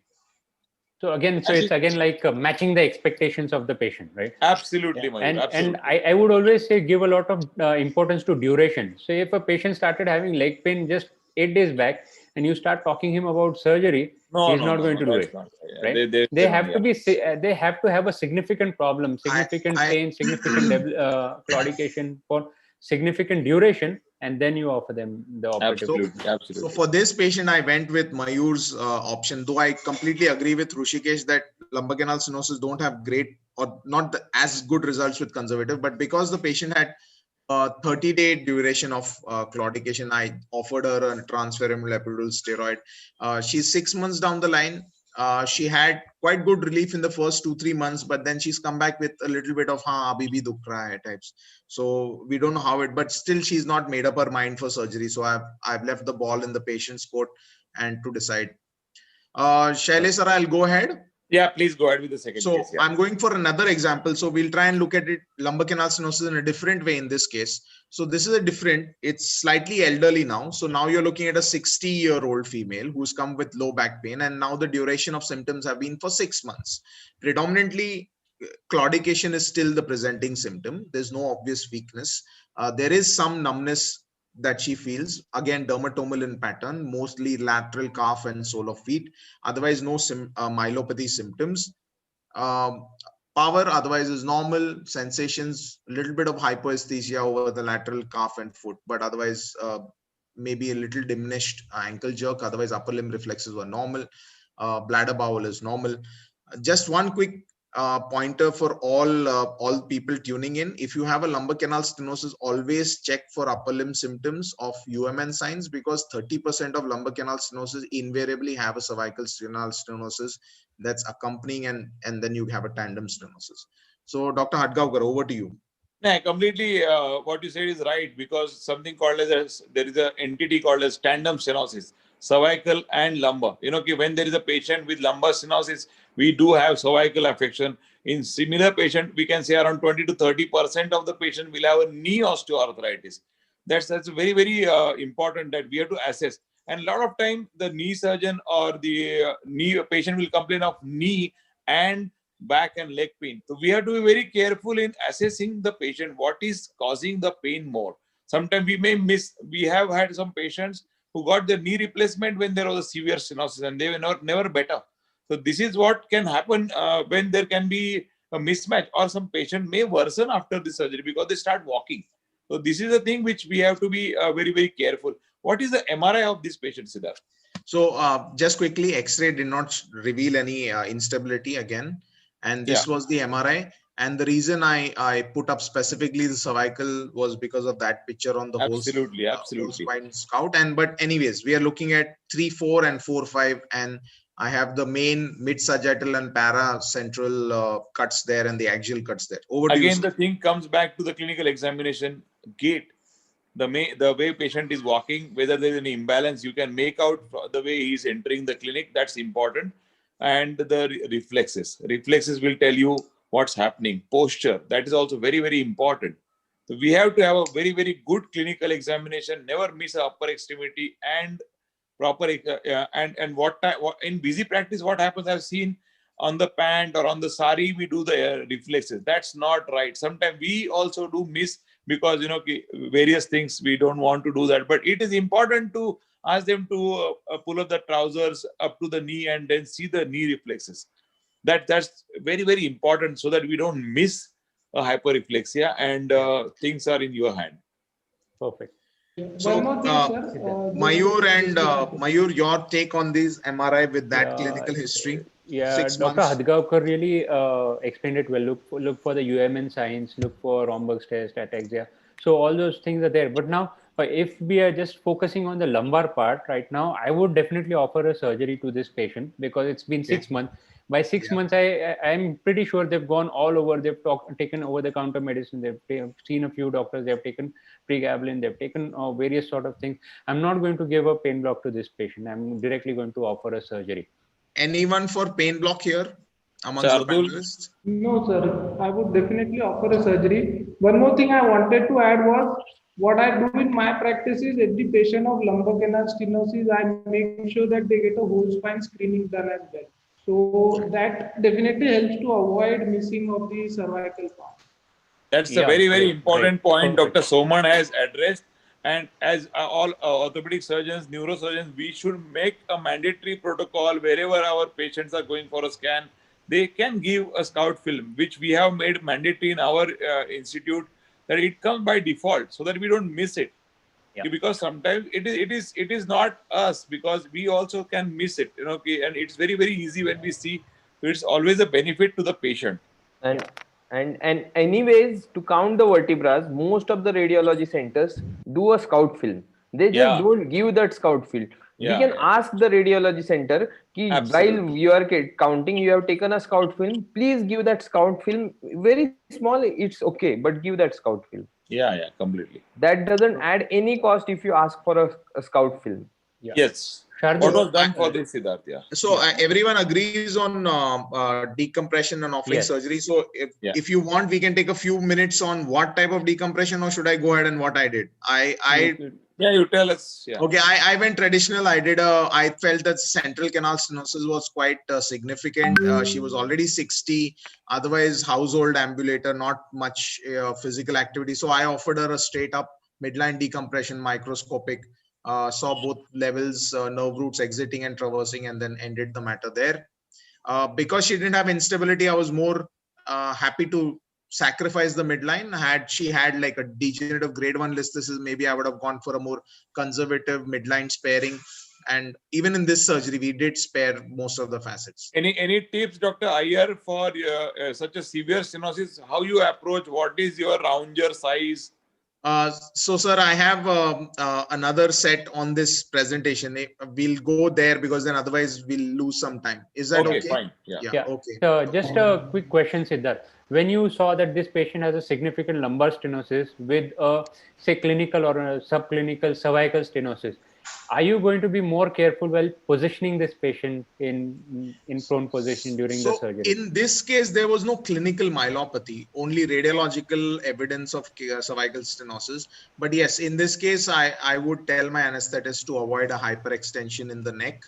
Quite often, sometimes anesthetists want to use the face mask over a ring, and then sometimes that can cause some amount of neck extension. So that's a good tip that you have pointed out here, that you would want your anesthetist to be careful about not extending the neck too much. Yeah. No, and what I was saying is that when we are using a rounder, we should prefer a size, very smaller size, like 2 or 3.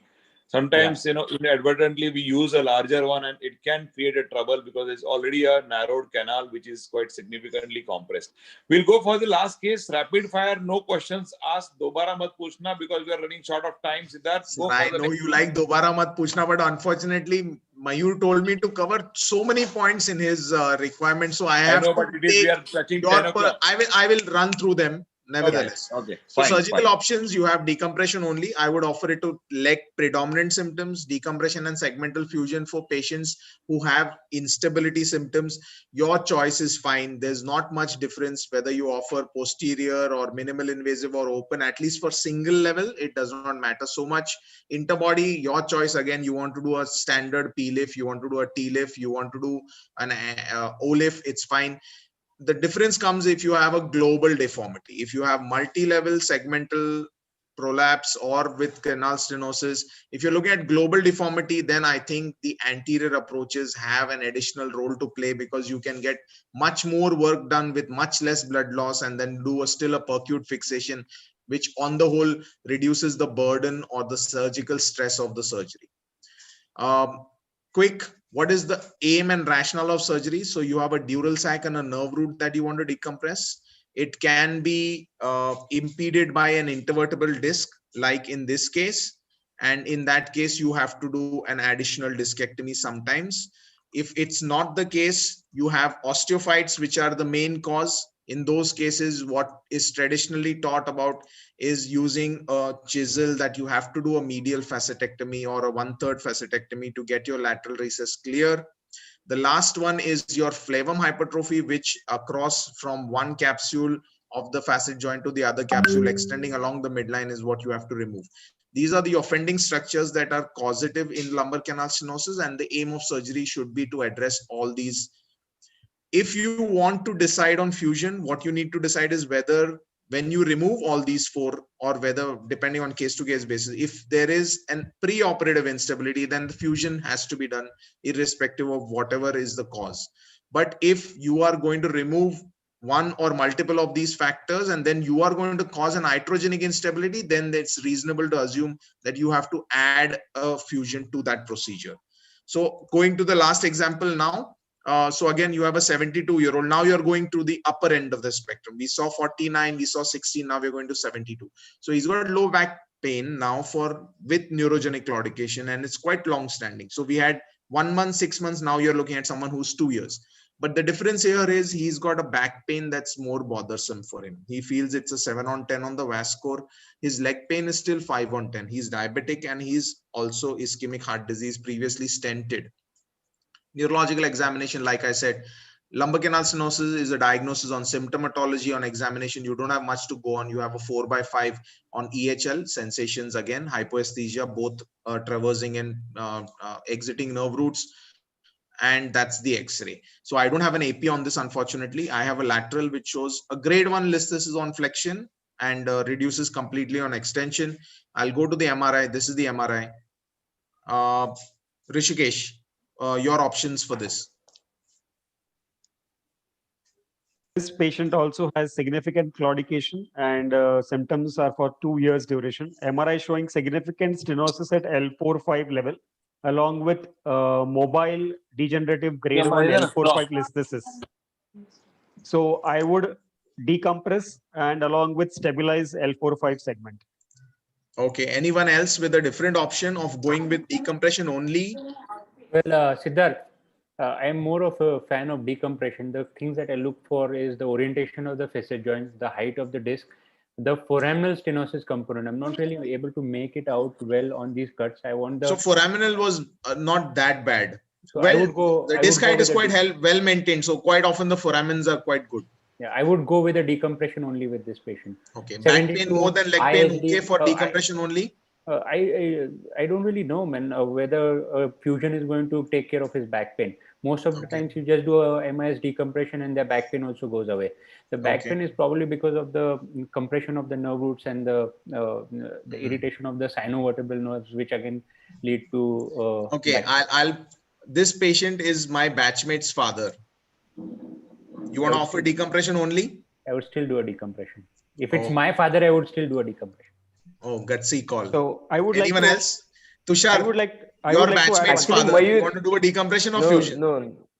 No, I will do fusion. But recently, when we are discussing Mayur and me, yes, if there is a grade 1 instability, we can try this thing, decompression. If there is no significant back pain. But in this case, back VAS is 7, which is a significant. That means back pain is significant. We have to treat back pain along with a radiculopathy, leg pain. In that situation, fusion. Okay. One more thing noticeable here is that listhesis is mobile. So on extension, it comes back on its place. So it's not like, just grade 1 degenerative listhesis, which is stable.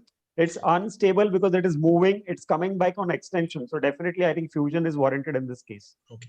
So I'll quickly round up this discussion with a little bit of what the literature says. So yeah, decompression versus fusion decision is quite often based on symptomatology and whether you have radiological instability. If you have a clinical instability, then you have to rely on imaging, because if you are not very sure of whether he has. So on imaging, you can use static films for obvious translation like a slip. You have dynamic films where you can see translation, you can see vacuum sign, or you can see disc height angular changes. Sometimes there are some centers like the Hong Kong center which suggests prone traction film, which suggests vertical instability, and you have MRI soft signals of extremely wet facets with fusion, faceted fusions or a synovial cysts. These are all subtle signs of radiological instability. So my ideal patient for decompression only, predominant leg symptoms, corresponding dermatomal pattern on MRI. There is predominantly neurogenic caudation, minimal axial back pain, no instability catch, no major neurological deficit, good preserved range of movements. On radiology, you would have anything less or equal to grade 1 listhesis, no significant translation, less than 4 mm, no angulation, no vacuum sign, no collapse of disc space, no significant synovial cyst or facet effusions, no significant foraminal stenosis, which is equal to no significant disc space most often, and no significant coronal or sagittal imbalance. So I think this is, you do not go wrong if you offer a decompression. Yes, like Mayur said, there are some things that are relative here and there are some things that are absolute here. Once you are getting into your surgical practice, you can choose to leave out some of these as relative and then stick to some which will be your absolute contraindications for fusion. Decompression only, always protect the facet capsules, make sure you have adequate pars continuity, but be liberal in your medial 1/3 facetectomy. Make sure you knock out the superior articular processes, medial 1/3, which is your offending structure. Complications, yes, you can have slip progression, you can have future instability, but if you maintain the first three parts of this, you generally can get away without needing a future instability picture. What's your ideal decompression with fusion? So significant back pain, has instability symptoms, otherwise painful and restricted lumbar movements, and also maybe has a significant neurodeficit where you want to be liberal in your decompression. Any patient with a grade more than grade 1 slip, more than 4 mm translation, poor disc height. I mean, that's a relative. Some people feel poor disc height is equal to stability and say that only decompression works, but then foraminal height considerably lost with disc height. And if you have a big superior articular facet osteophyte that's going to compress the exiting route, you might have a person who'll have persistent symptoms. Any large facet effusions with synovial cysts, I will offer fusion upfront. Although I know Tushar and Dr. Arvind Kulkarni have published that if you have synovial cyst, a minimal access tubular decompression works well without the need of fusion. But I have still not gathered that much of experience with minimal tubular decompressions. Exactly 15 days back, I did a decompression, minimal invasive decompression for a synovial cyst. Right. So that gives good result. Tell me the results in 2 years and then we'll see. Okay, moving on quickly. So like this was what's the best available literature. So you have a level 1 randomized control trial published in the NEJM, which has an impact factor of 70. There's no significant difference in short-term or mid-term results of decompression versus fusion as long as your lumbar canal stenosis is associated with a degenerative spondylolisthesis that's 1 or less. So 1 grade slip can be enough for considering a stable decompression. Dr. Kulkarni's paper has given us more objective criteria, including profession of the patient, the orientation of the MRI facets. If it's more coronally oriented, you are getting away with a better stable segment with decompression. If it's more sagittally oriented, then prefer to fuse. High demand activities such as laborers, farmers would be better served to fuse. Elderly would be better served to decompress only, considering they might not have such physiological demands in their daily life. I will wind up now and say thank you. And thank you so much for a patient listening. And I hope Mayur have justified all the that you asked me to complete. Thank you so much. That was wonderful of you to present these 3 cases and give such a in-depth knowledge and understanding about this lumbar canal stenosis pathology. Thank you so much. Let's go over to Tushar now. Tushar is going to talk to us about cervical radiculopathy, and again the same format: diagnosis, treatment, conservative, operative, the role of any blocks in cervical radiculopathy. So over to you, Tushar. While Tushar is setting up his talk, I really feel even I should become a spine surgeon now. Why is that, sir? Sir, please leave spine to mere mortals like us. You're already to a different level. Can you see my screen? Not yet. Share the screen from the bottom. As Tushar sets up his presentation, Siddharth, I had one of my paper in the Spine Journal about 2 years back, which we compared. So the Gogawala paper compares laminectomy versus fusion. We had compared a midline sparing, minimally invasive lumbar decompression with fusion. So I what I gave here was the Peter Frost paper. So that's Swedish. Okay. The American paper by Gogawala is going. The Edward Benzel paper is going with fusion, but I think that paper was not well. Critical appraisal, it did not meet the standards of an NEGM paper. Dr. Hadgaonkar was there, who was chairing the meeting of that journal club we recently had. We compared both papers. I'll let Dr. Hadgaonkar take a call on that. The NEGM papers, sir, both of them, the Swedish and the American. I think there are a lot of lacunae in that paper, but it is a landmark paper which talked about grade 1 listhesis where you can just get away with decompression alone, and a lot of things are unanswered into that paper. So in general, what Siddharth presented the case was ideal for a fusion. But is the back pain is coming from only one level in that 72-year is a question. Whether there is a disc at 3-4 also, and whether that one level will stop his back pain. So if you're doing only decompression, probably it should give the answer to his leg symptoms. He'll walk, do good exercise, he'll get better. But doing fusion at 4-5 also is justifiable. So that is a little debatable, and we will go on to the next one. We are running really short of time. Yes. I will finish very quickly because anyways, I have only 19 slides. I always do this because I know people get bored at the end. Okay. So let me start. Can you see my screen now? Yeah. Yeah, I will just put a slideshow. Now, can you see it? Yeah. Please go ahead. Yeah. So I'm sharing topic out cervical radiculopathy. So I'm directly going to a case. It's a 40-year-old male who presented to me with a sudden neck pain and upper limb radiculopathy with a history of weightlifting, and there was a tingling numbness. So on a basis of a history, the straightforward diagnosis for most of the orthopedic surgeon and a spine surgeon, it's a classical cervical disc with a radiculopathy. So nothing fancy about this. So coming to a clinical examination, when patient comes to you, you should Tushar, are your slides moving? I can just see the first slide. Now you can see my second slide. Yeah, but please please go down and play it. Can you see this? Yeah. Now, please go ahead. Yes, and is it moving now? Yeah, it would move. Yes. So you see, you have to do a thorough clinical examination. Means I checked that patient. There was significant muscle spasm. His left hand grip was weak. Tricep was 4/5. Sensation in C7 autonomous zone were reduced. Tricep was grade 1 reflex. Okay, and Sperling test was positive. Most of the times I do this test, overhead abduction test, in most of the cervical spine patient, because many times you have to differentiate whether the pain is mainly in a shoulder or mainly coming from the neck. So overhead abduction in cervical spine decreases the pain because the tension on the nerve decreases, and means when there is a pain increases on overhead abduction, generally pathology is a shoulder pathology.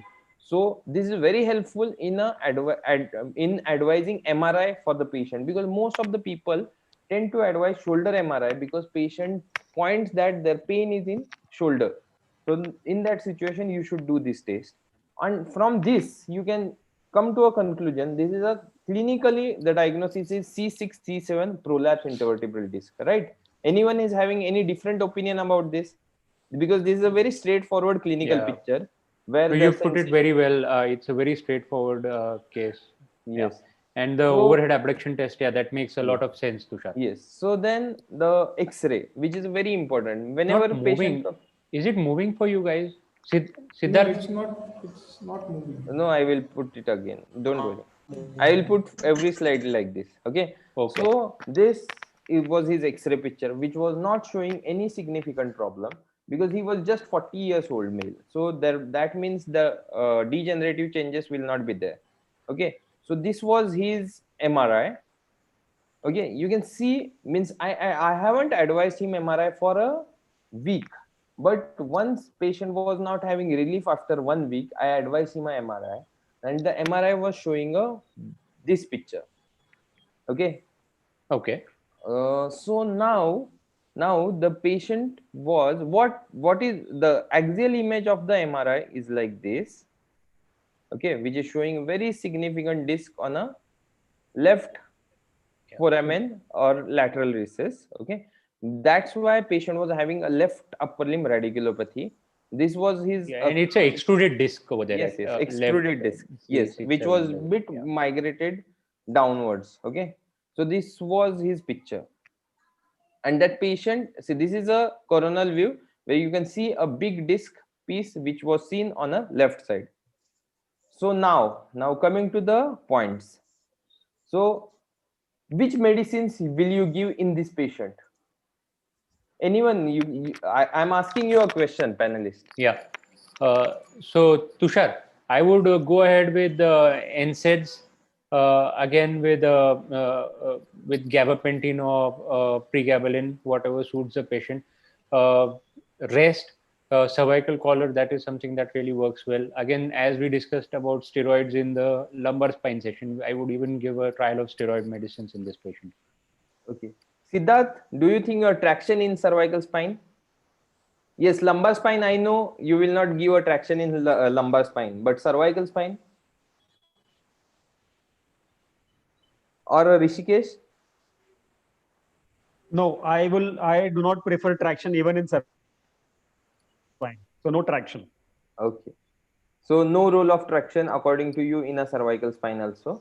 Yeah. Yes, yes. Okay, because many times most of the orthopedic surgeon puts patient on a traction, but they don't know the position of a neck in a traction. Because see, whenever I give a traction, I just ask the patient to take a traction in slight flexion, because most of the patient who need a traction, they have acute disc prolapse. In acute disc prolapse, what happens? The patient feels better on a slight flexion. But if the patient do a extension, the pain is going to increase, the pain is going to worse. So I have seen patients symptoms worsening if the traction is given in extension.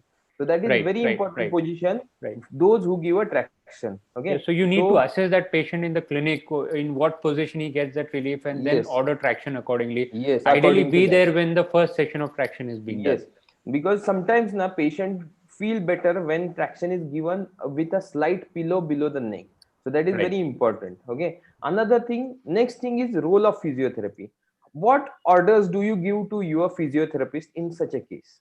In acute prolapse intervertebral disc, patient is coming to you with a severe pain with a radiculopathy. Yeah, Rishi, do you want to answer that? So in acute painful state, I never ask for any exercise actually. I just ask them to give him a proper brace or a soft cervical collar and maintain that flex posture of the neck, which usually gives relief to the patient. I would start physiotherapy only after good pain relief. Physiotherapy is having two components. IFT, TENS, would that help? You can try, yes. I agree. I agree. For acute cervical disc prolapse, I don't want any manipulation. I think they do better with a little bit of rest till their neck pain and arm pain settles. Okay. No IFT, no TENS. No. IFT. I mean, pain management strategies excluding manipulation or active mobilization. I'm okay. Or any, I would avoid passive resistive training. Or active resistive training for these patients. Shardul, when will you advise your physiotherapist to give a manipulation treatment when the patient feels better? So after at least 7 days of medicines, if the patient has good pain relief, especially the pain that is spasm, so he is able to move his good range of motion of his neck with pain relief, that is the time I guess we can start some isometric neck exercise. So that would generally come down to at least after 2 weeks of symptoms. And what is your take on steroids in this case? Definitely steroids. In fact, I try to give Deflacort 6 milligram at the beginning itself, because especially if the patient is young, it gives a good relief rather than trying NSAIDs for a longer period. Okay. Yes. I also try one more thing I want to mention is I always mention on my paper in acute cervical disc prolapse, when the patient is in acute painful state, no passive manipulation.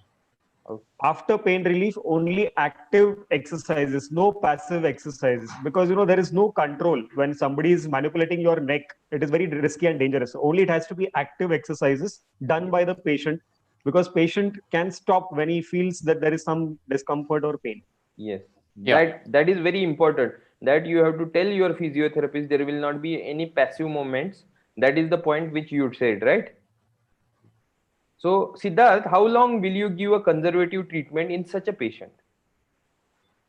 What is your cutoff? Acute cervical radiculopathy, I am happy to conserve with steroids, analgesics, antacids, and neuropathic pain medication for up to 4 weeks, provided they don't have a significant deficit.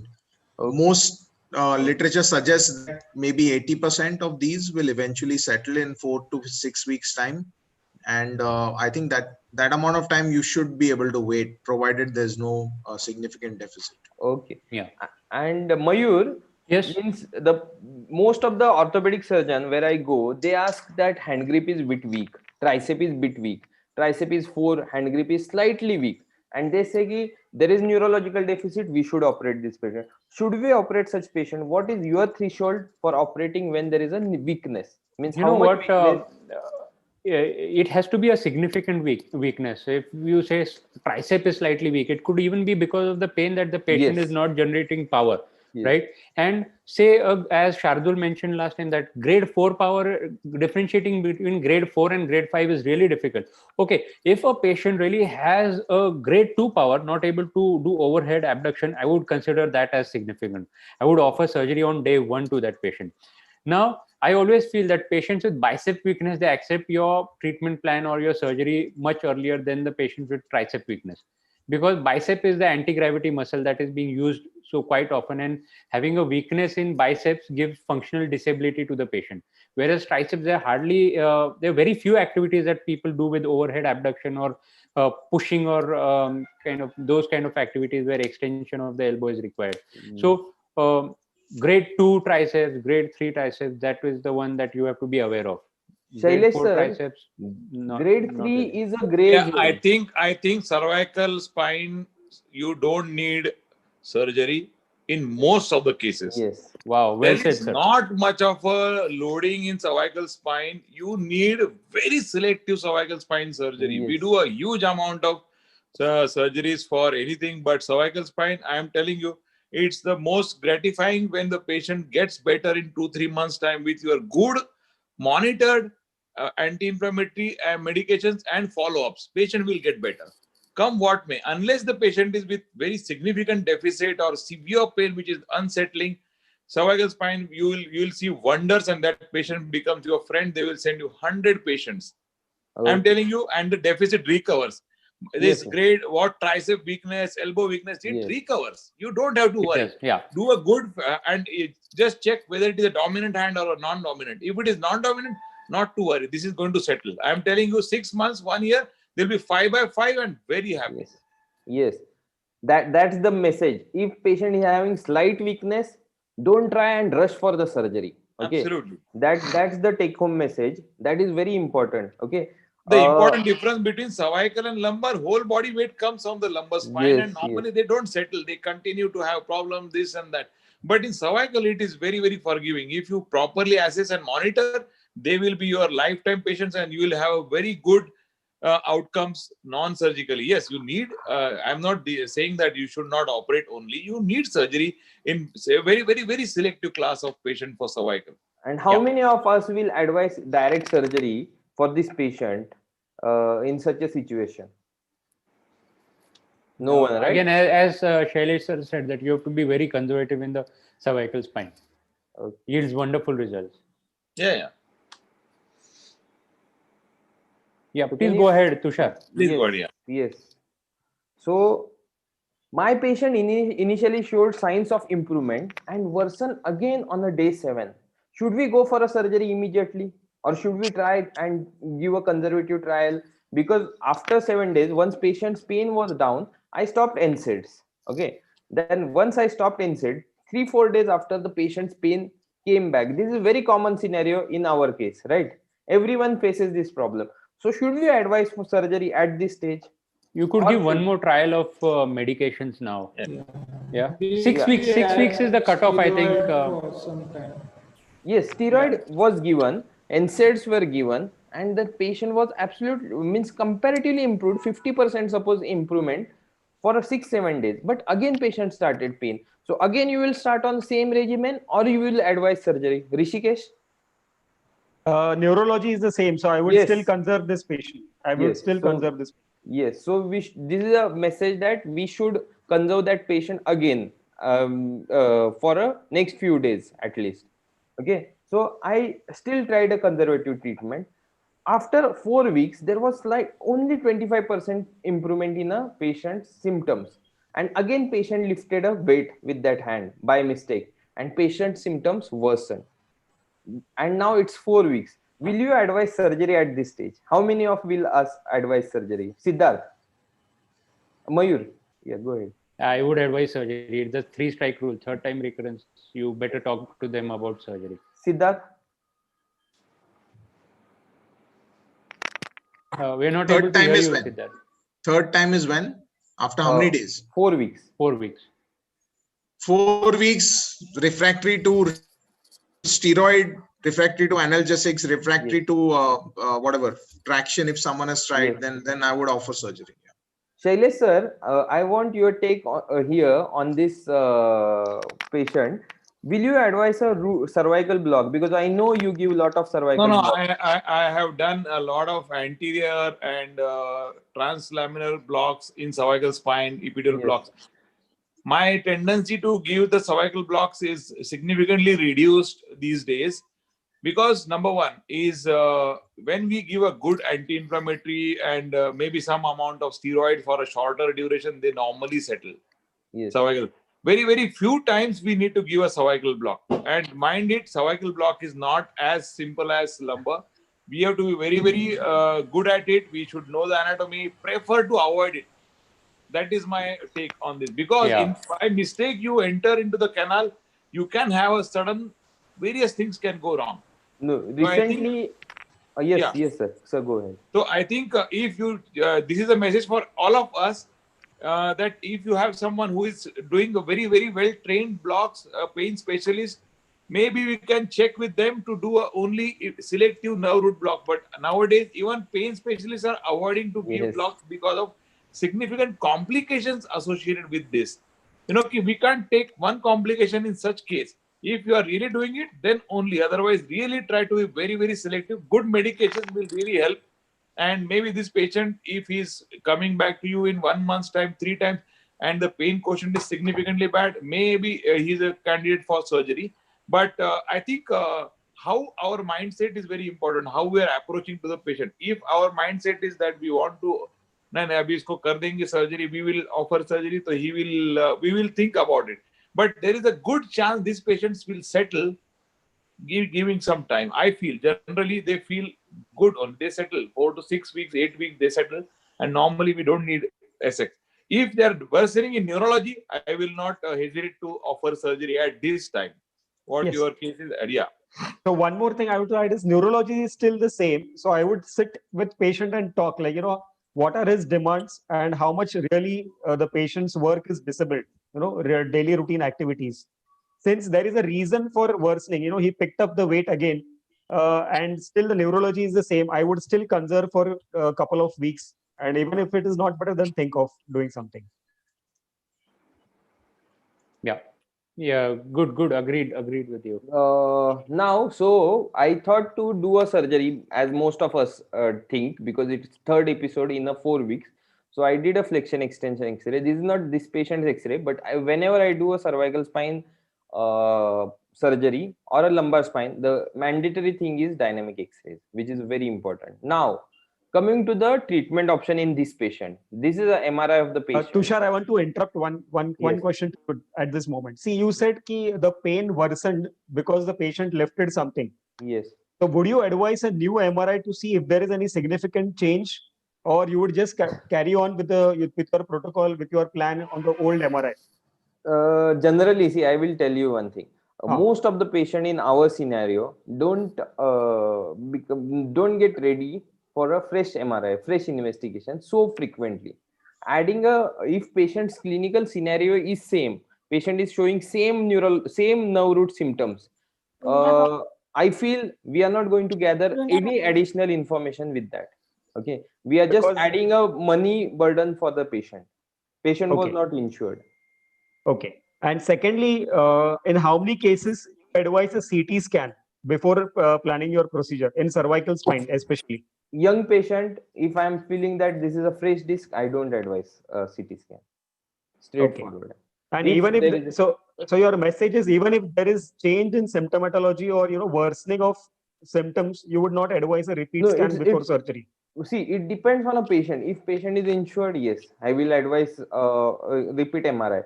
But you have to think about patient's pocket. No, it's a practical point. I think we are diverting. This point should be the last point, whether patient is affording or not affording. What is our strategy? He's poor, he's rich. That doesn't discriminate your practice. Yes. We have to be very clear. If this is the problem, this is what is happening, I will do this.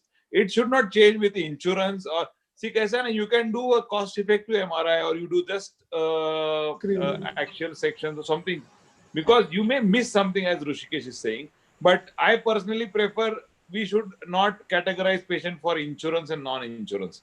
Yes, okay. Yeah, because we may miss something, Tushar. We may miss something. Yes, because I understand you're sympathetic, you are trying to be patient-friendly, and you're trying to be understanding they are poor. But if you are offering surgery, ultimately it's a big burden for them also. And another thing is, if you are seeing that same route is giving symptoms, and his neurology is not significantly worsened, only pain is worsened, that is one thing which only message should not be insurance versus non-insurance. Yes. Treatment protocol should not change from our side, I feel.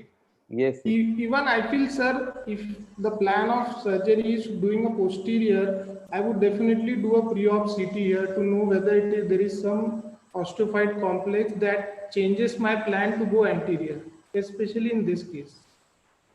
But how frequently do you do CT scan in? If it is a soft disc, then definitely not. But if I feel that I want to go posterior, I would definitely do a CT scan. Yeah. Okay. No, I think what Tushar said is very right. If it is a young patient on X-ray, you are not seeing any sclerotic areas, so probably you will not need it. But maybe patient elderly, 40 plus, 50 plus, it is better to do the CT scan. That's what Tushar is meant, right? And Tushar? you could even make a guess based on your MRIs, the T1 and T2 sections, whether it's a sclerotic bony edge or osteophyte over there. Yeah, but it's an important point. Yeah. Next thing, now you have to advise, means I have advised surgery. Okay. What approach? Which is your preferable approach for a cervical disc? How many of you will go for a posterior approach for this? Let's ask Soman, Dr. Soman. Anterior, sir. Okay. Why not posterior in this case? Somehow I have not maybe found it comfortable doing a posterior due to maybe lack of number of cases I have done or the lack of exposure to training in posterior for discectomy. Okay. So I am very comfortable doing an anterior, and even the patients I feel are more happier with the anterior surgery. Okay. Because this is what we do in anterior surgery. These are the images of some other patient. This is not images of this patient because I did a different thing in this patient. Okay. So this is anterior approach. So who will, means Mayur, will you do this tubular decompression in a Siddharth? Yes. Tushar. Yeah. So Siddharth, please go ahead. Posterior decompression or posterior foraminotomy works well, but I think on the axial of your MRI, that disc is slightly more central than an ideal candidate for a posterior foraminotomy. The posterior foraminotomy disc should be a little more lateral, because here I think you would have had to burr a little more of the lamina in the tube and less of the medial 1/3 of the facet. It is obviously you can do it. It's not that you can't, but then it becomes a relative indication. If your absolute indication is there, then I would be with Shardul. I would go for an anterior for this one. Okay. Mayur? And Tushar, you know me, I'm more old school kind of a guy. I believe in the 100-year-old operation, which has given fantastic results all these years in my seniors' hands, in my hands also. No, I would go with the ACDF. And with the Siddharth, this fragment is medial. Good literature that suggests that this, what posterior foraminotomy that Tushar has done works well. as good as AC depth. It's got comparable results, but then yes, you want to be more. You want to have the foraminal disc for this and not go to a paracentral disc. I think go back you don't to want the to manipulate with the cord over there, right? And with so much of epidural blood. No, and as you rightly said, sometimes I have done both. I have done posterior and anterior. Sometimes if it is a more medially displaced disc and this is an extruded fragment, we can have trouble in identifying from posterior approach. You have to be lucky. Sometimes you may miss it. Anterior, you are sure shot of getting it out. Yes, definitely. Because if it is posterolateral or foraminal, then yes, definitely go ahead with tubular or posterior cervical microforaminectomy. You can definitely hit on it, and but this time this is an extruded fragment. Can be a troublesome at some time, but yes, Tushar is very well trained with posterior approach and he is really comfortable. So I think that's also an option to be considered. But still, I haven't done this. I discussed this with our friend Ketan. Okay. So Ketan said, why not to try a biportal endoscopic discectomy in this case? Okay. Because already we did 5 cases of a cervical biportal endoscopy in a cervical disc. Okay. So he said we will do it. So we planned this and we were able to take out the fragment from that. Yes, this, I think this video should run. Yes, so you can see this is a this is interlaminar. No. It is biportal. Yes, biportal interlaminar. Yes, biportal interlaminar. Biportal, I understood. Yes. You can't possibly do uniportal because the cord will get squished by the amount of saline you're going to push. Actually, Pramod sir regularly does that. Cervical? Yes, cervical uniportal. But interlaminar one. Saline is not much of a concern. Yes.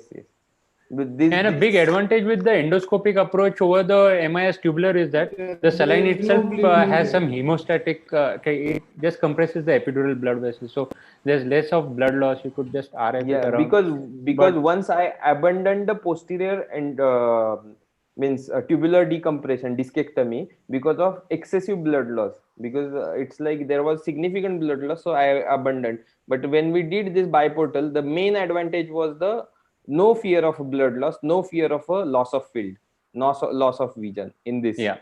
So this is what this photograph I clicked just as a memory of operating with a Ketan in initial days. Okay. Now coming to the next thing, post-operative care. How many of will give a collar and which type of collar? Hard or soft? This is a very common question which most of us face. Just a soft collar for comfort. Who will give hard collar? Role. No one gives hard collar, right? Yeah. Okay. Then most of the patient ask, should I use pillow or not? Yeah. What's your take on this, Shailesh sir? Yeah, please go ahead with whatever you are comfortable. You use pillow, no problem. Okay. How many days you advise collar in these patients where fusion is done specifically? At least 4 weeks. Initial 4 weeks, 4 to 6 weeks. Yeah. For fusion also, right? No, basically, see, kaisa na ki, normally you don't need a collar for cervical fusions. Okay. But it is just for patients to understand. Sometimes we don't realize. For this is very important placebo effect. Yeah, my surgery is done. I have to be a little careful. Okay. So this is the big advantage of a cervical pillow or cervical collar. Otherwise, patients can be, you don't need a collar. In maybe 10-15 days, they can use a collar, but they can get away. I normally don't give a collar for a very long time, 4 weeks max, 2 to 4 weeks. Okay. And after how many days you start a neck range of movements whenever you do ACDF or MS? Yeah, 1.5 to 2 months. We don't want to. I tell them specifically to do upper extremity exercises, deep breathing exercises, not much of a neck exercises. Okay, that is important because we want that normal activity walking for the fusion, but not if you're doing a posterior cervical foraminectomy, they can start at 4 weeks, 2 to 4 weeks, whenever early as possible. But anterior cervical fusion, I normally use single level of either a disc replacement device or cage. Standalone cage. This is Servios. So no plate, nothing. So normally, therefore, I prefer to wait for 4 weeks to start some exercise for the neck. And for simple, small. Yeah. Siddharth, when do you allow this is work a in POS this? cases with Yes. Okay. normally work nowadays. My tendency is in most of the cases 2 to 3 weeks they can start working for cervical, basic bare minimum. Okay. So they can start with half time, and at 4 to 6 weeks full time. Yeah. Yes. Okay. I agree with sir. Same 2 to 3 Yeah. weeks they can go back to work. Yes. Most of us follow these protocols. So these should be the standard protocols. So that is take home message. So try conservative first. Intervene timely depending on the neurology and duration. You should not be late. You should not be too early. Surgical approach depends on the expertise. Means if Ketan is doing, he will do definitely a posterior UB. But for me, I will prefer either anterior or MIS tubular decompression. Posterior approach management, post-operative management is very important in most of the cases. And the only thing I left in this talk is a cervical disc replacement. Specifically, I left it because most of the patient means generally we do these procedures commonly compared to the cervical disc replacements. Okay. So anything, Shailesh sir, you want to add? Yeah, I think Tushar has presented a very, very rational and practical approach the way he's practicing, which is most relevant for all of us. Keep talking about, he's brutally honest in telling, but we are little critical to talk. But what Tushar has presented a very, very beautiful case and a detailed cervical spine story. So I think way to go, and we need appropriate treatment for most of cervical spine cases. As said earlier, cervical patients will get better with conservatism.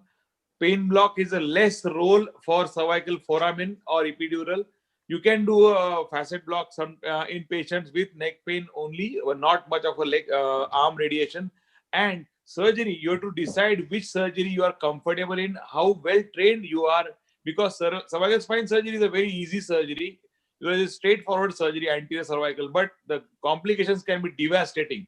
There can be, Horner syndrome. There can be injury to the cervical vessels, anterior cervical vessels, esophagus. We have seen a lot of complications in cervical spine. So we have to be at utmost care when we are doing the simple surgery of a cervical spine. It's not simple. No surgery is simple. And cervical spine can have very, very dangerous complications. Hematoma, we have to be very, very careful. Initial 24 hours, we have to monitor very carefully in cervical spine. I think that is one important thing all of us should follow whenever we are doing a cervical spine. Posterior surgery is comparatively safer than anterior in terms of post-operative protocols. Yeah. Very, very well done. Very, very nicely said, sir. And very good case presentation, Tushar. Very short, sweet, and concise, unlike me, who was too long. Thank you. Thank you so much.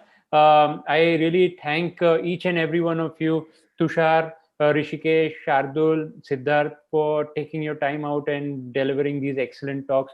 I thank you very much, Shailesh sir, for taking your time out of your busy schedule and enlightening us with your vast experience in dealing with these spine pathologies. And thank you very much, Vaigaonkar sir, for giving us this opportunity, to the younger generation to present and to talk about their views.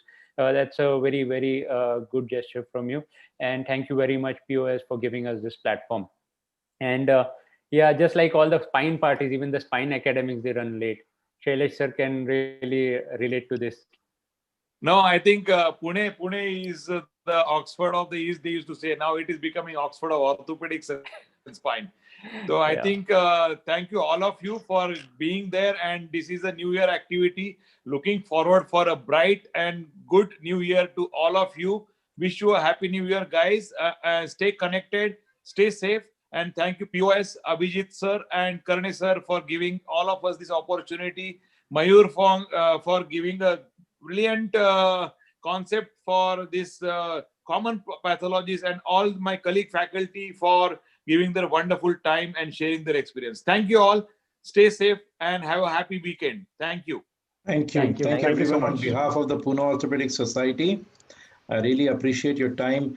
And what's wonderful is that no one was bound by time. The discussion just flowed, and we were all connected by this flow of academics, insights, experience, and a very unreserved sharing of knowledge and experience. Thank you, Shailesh, for tending to this herd of bright young minds and guiding them and moderating the webinar.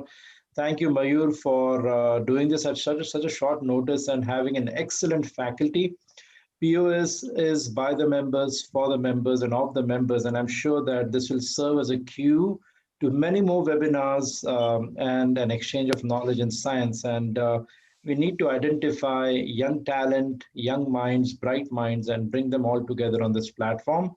On behalf of the Executive Committee, the President, Narayan Karne sir, and all the Executive Committee member colleagues of mine, including Shailesh, who himself is such a vibrant young mind. I want to thank you all and look forward to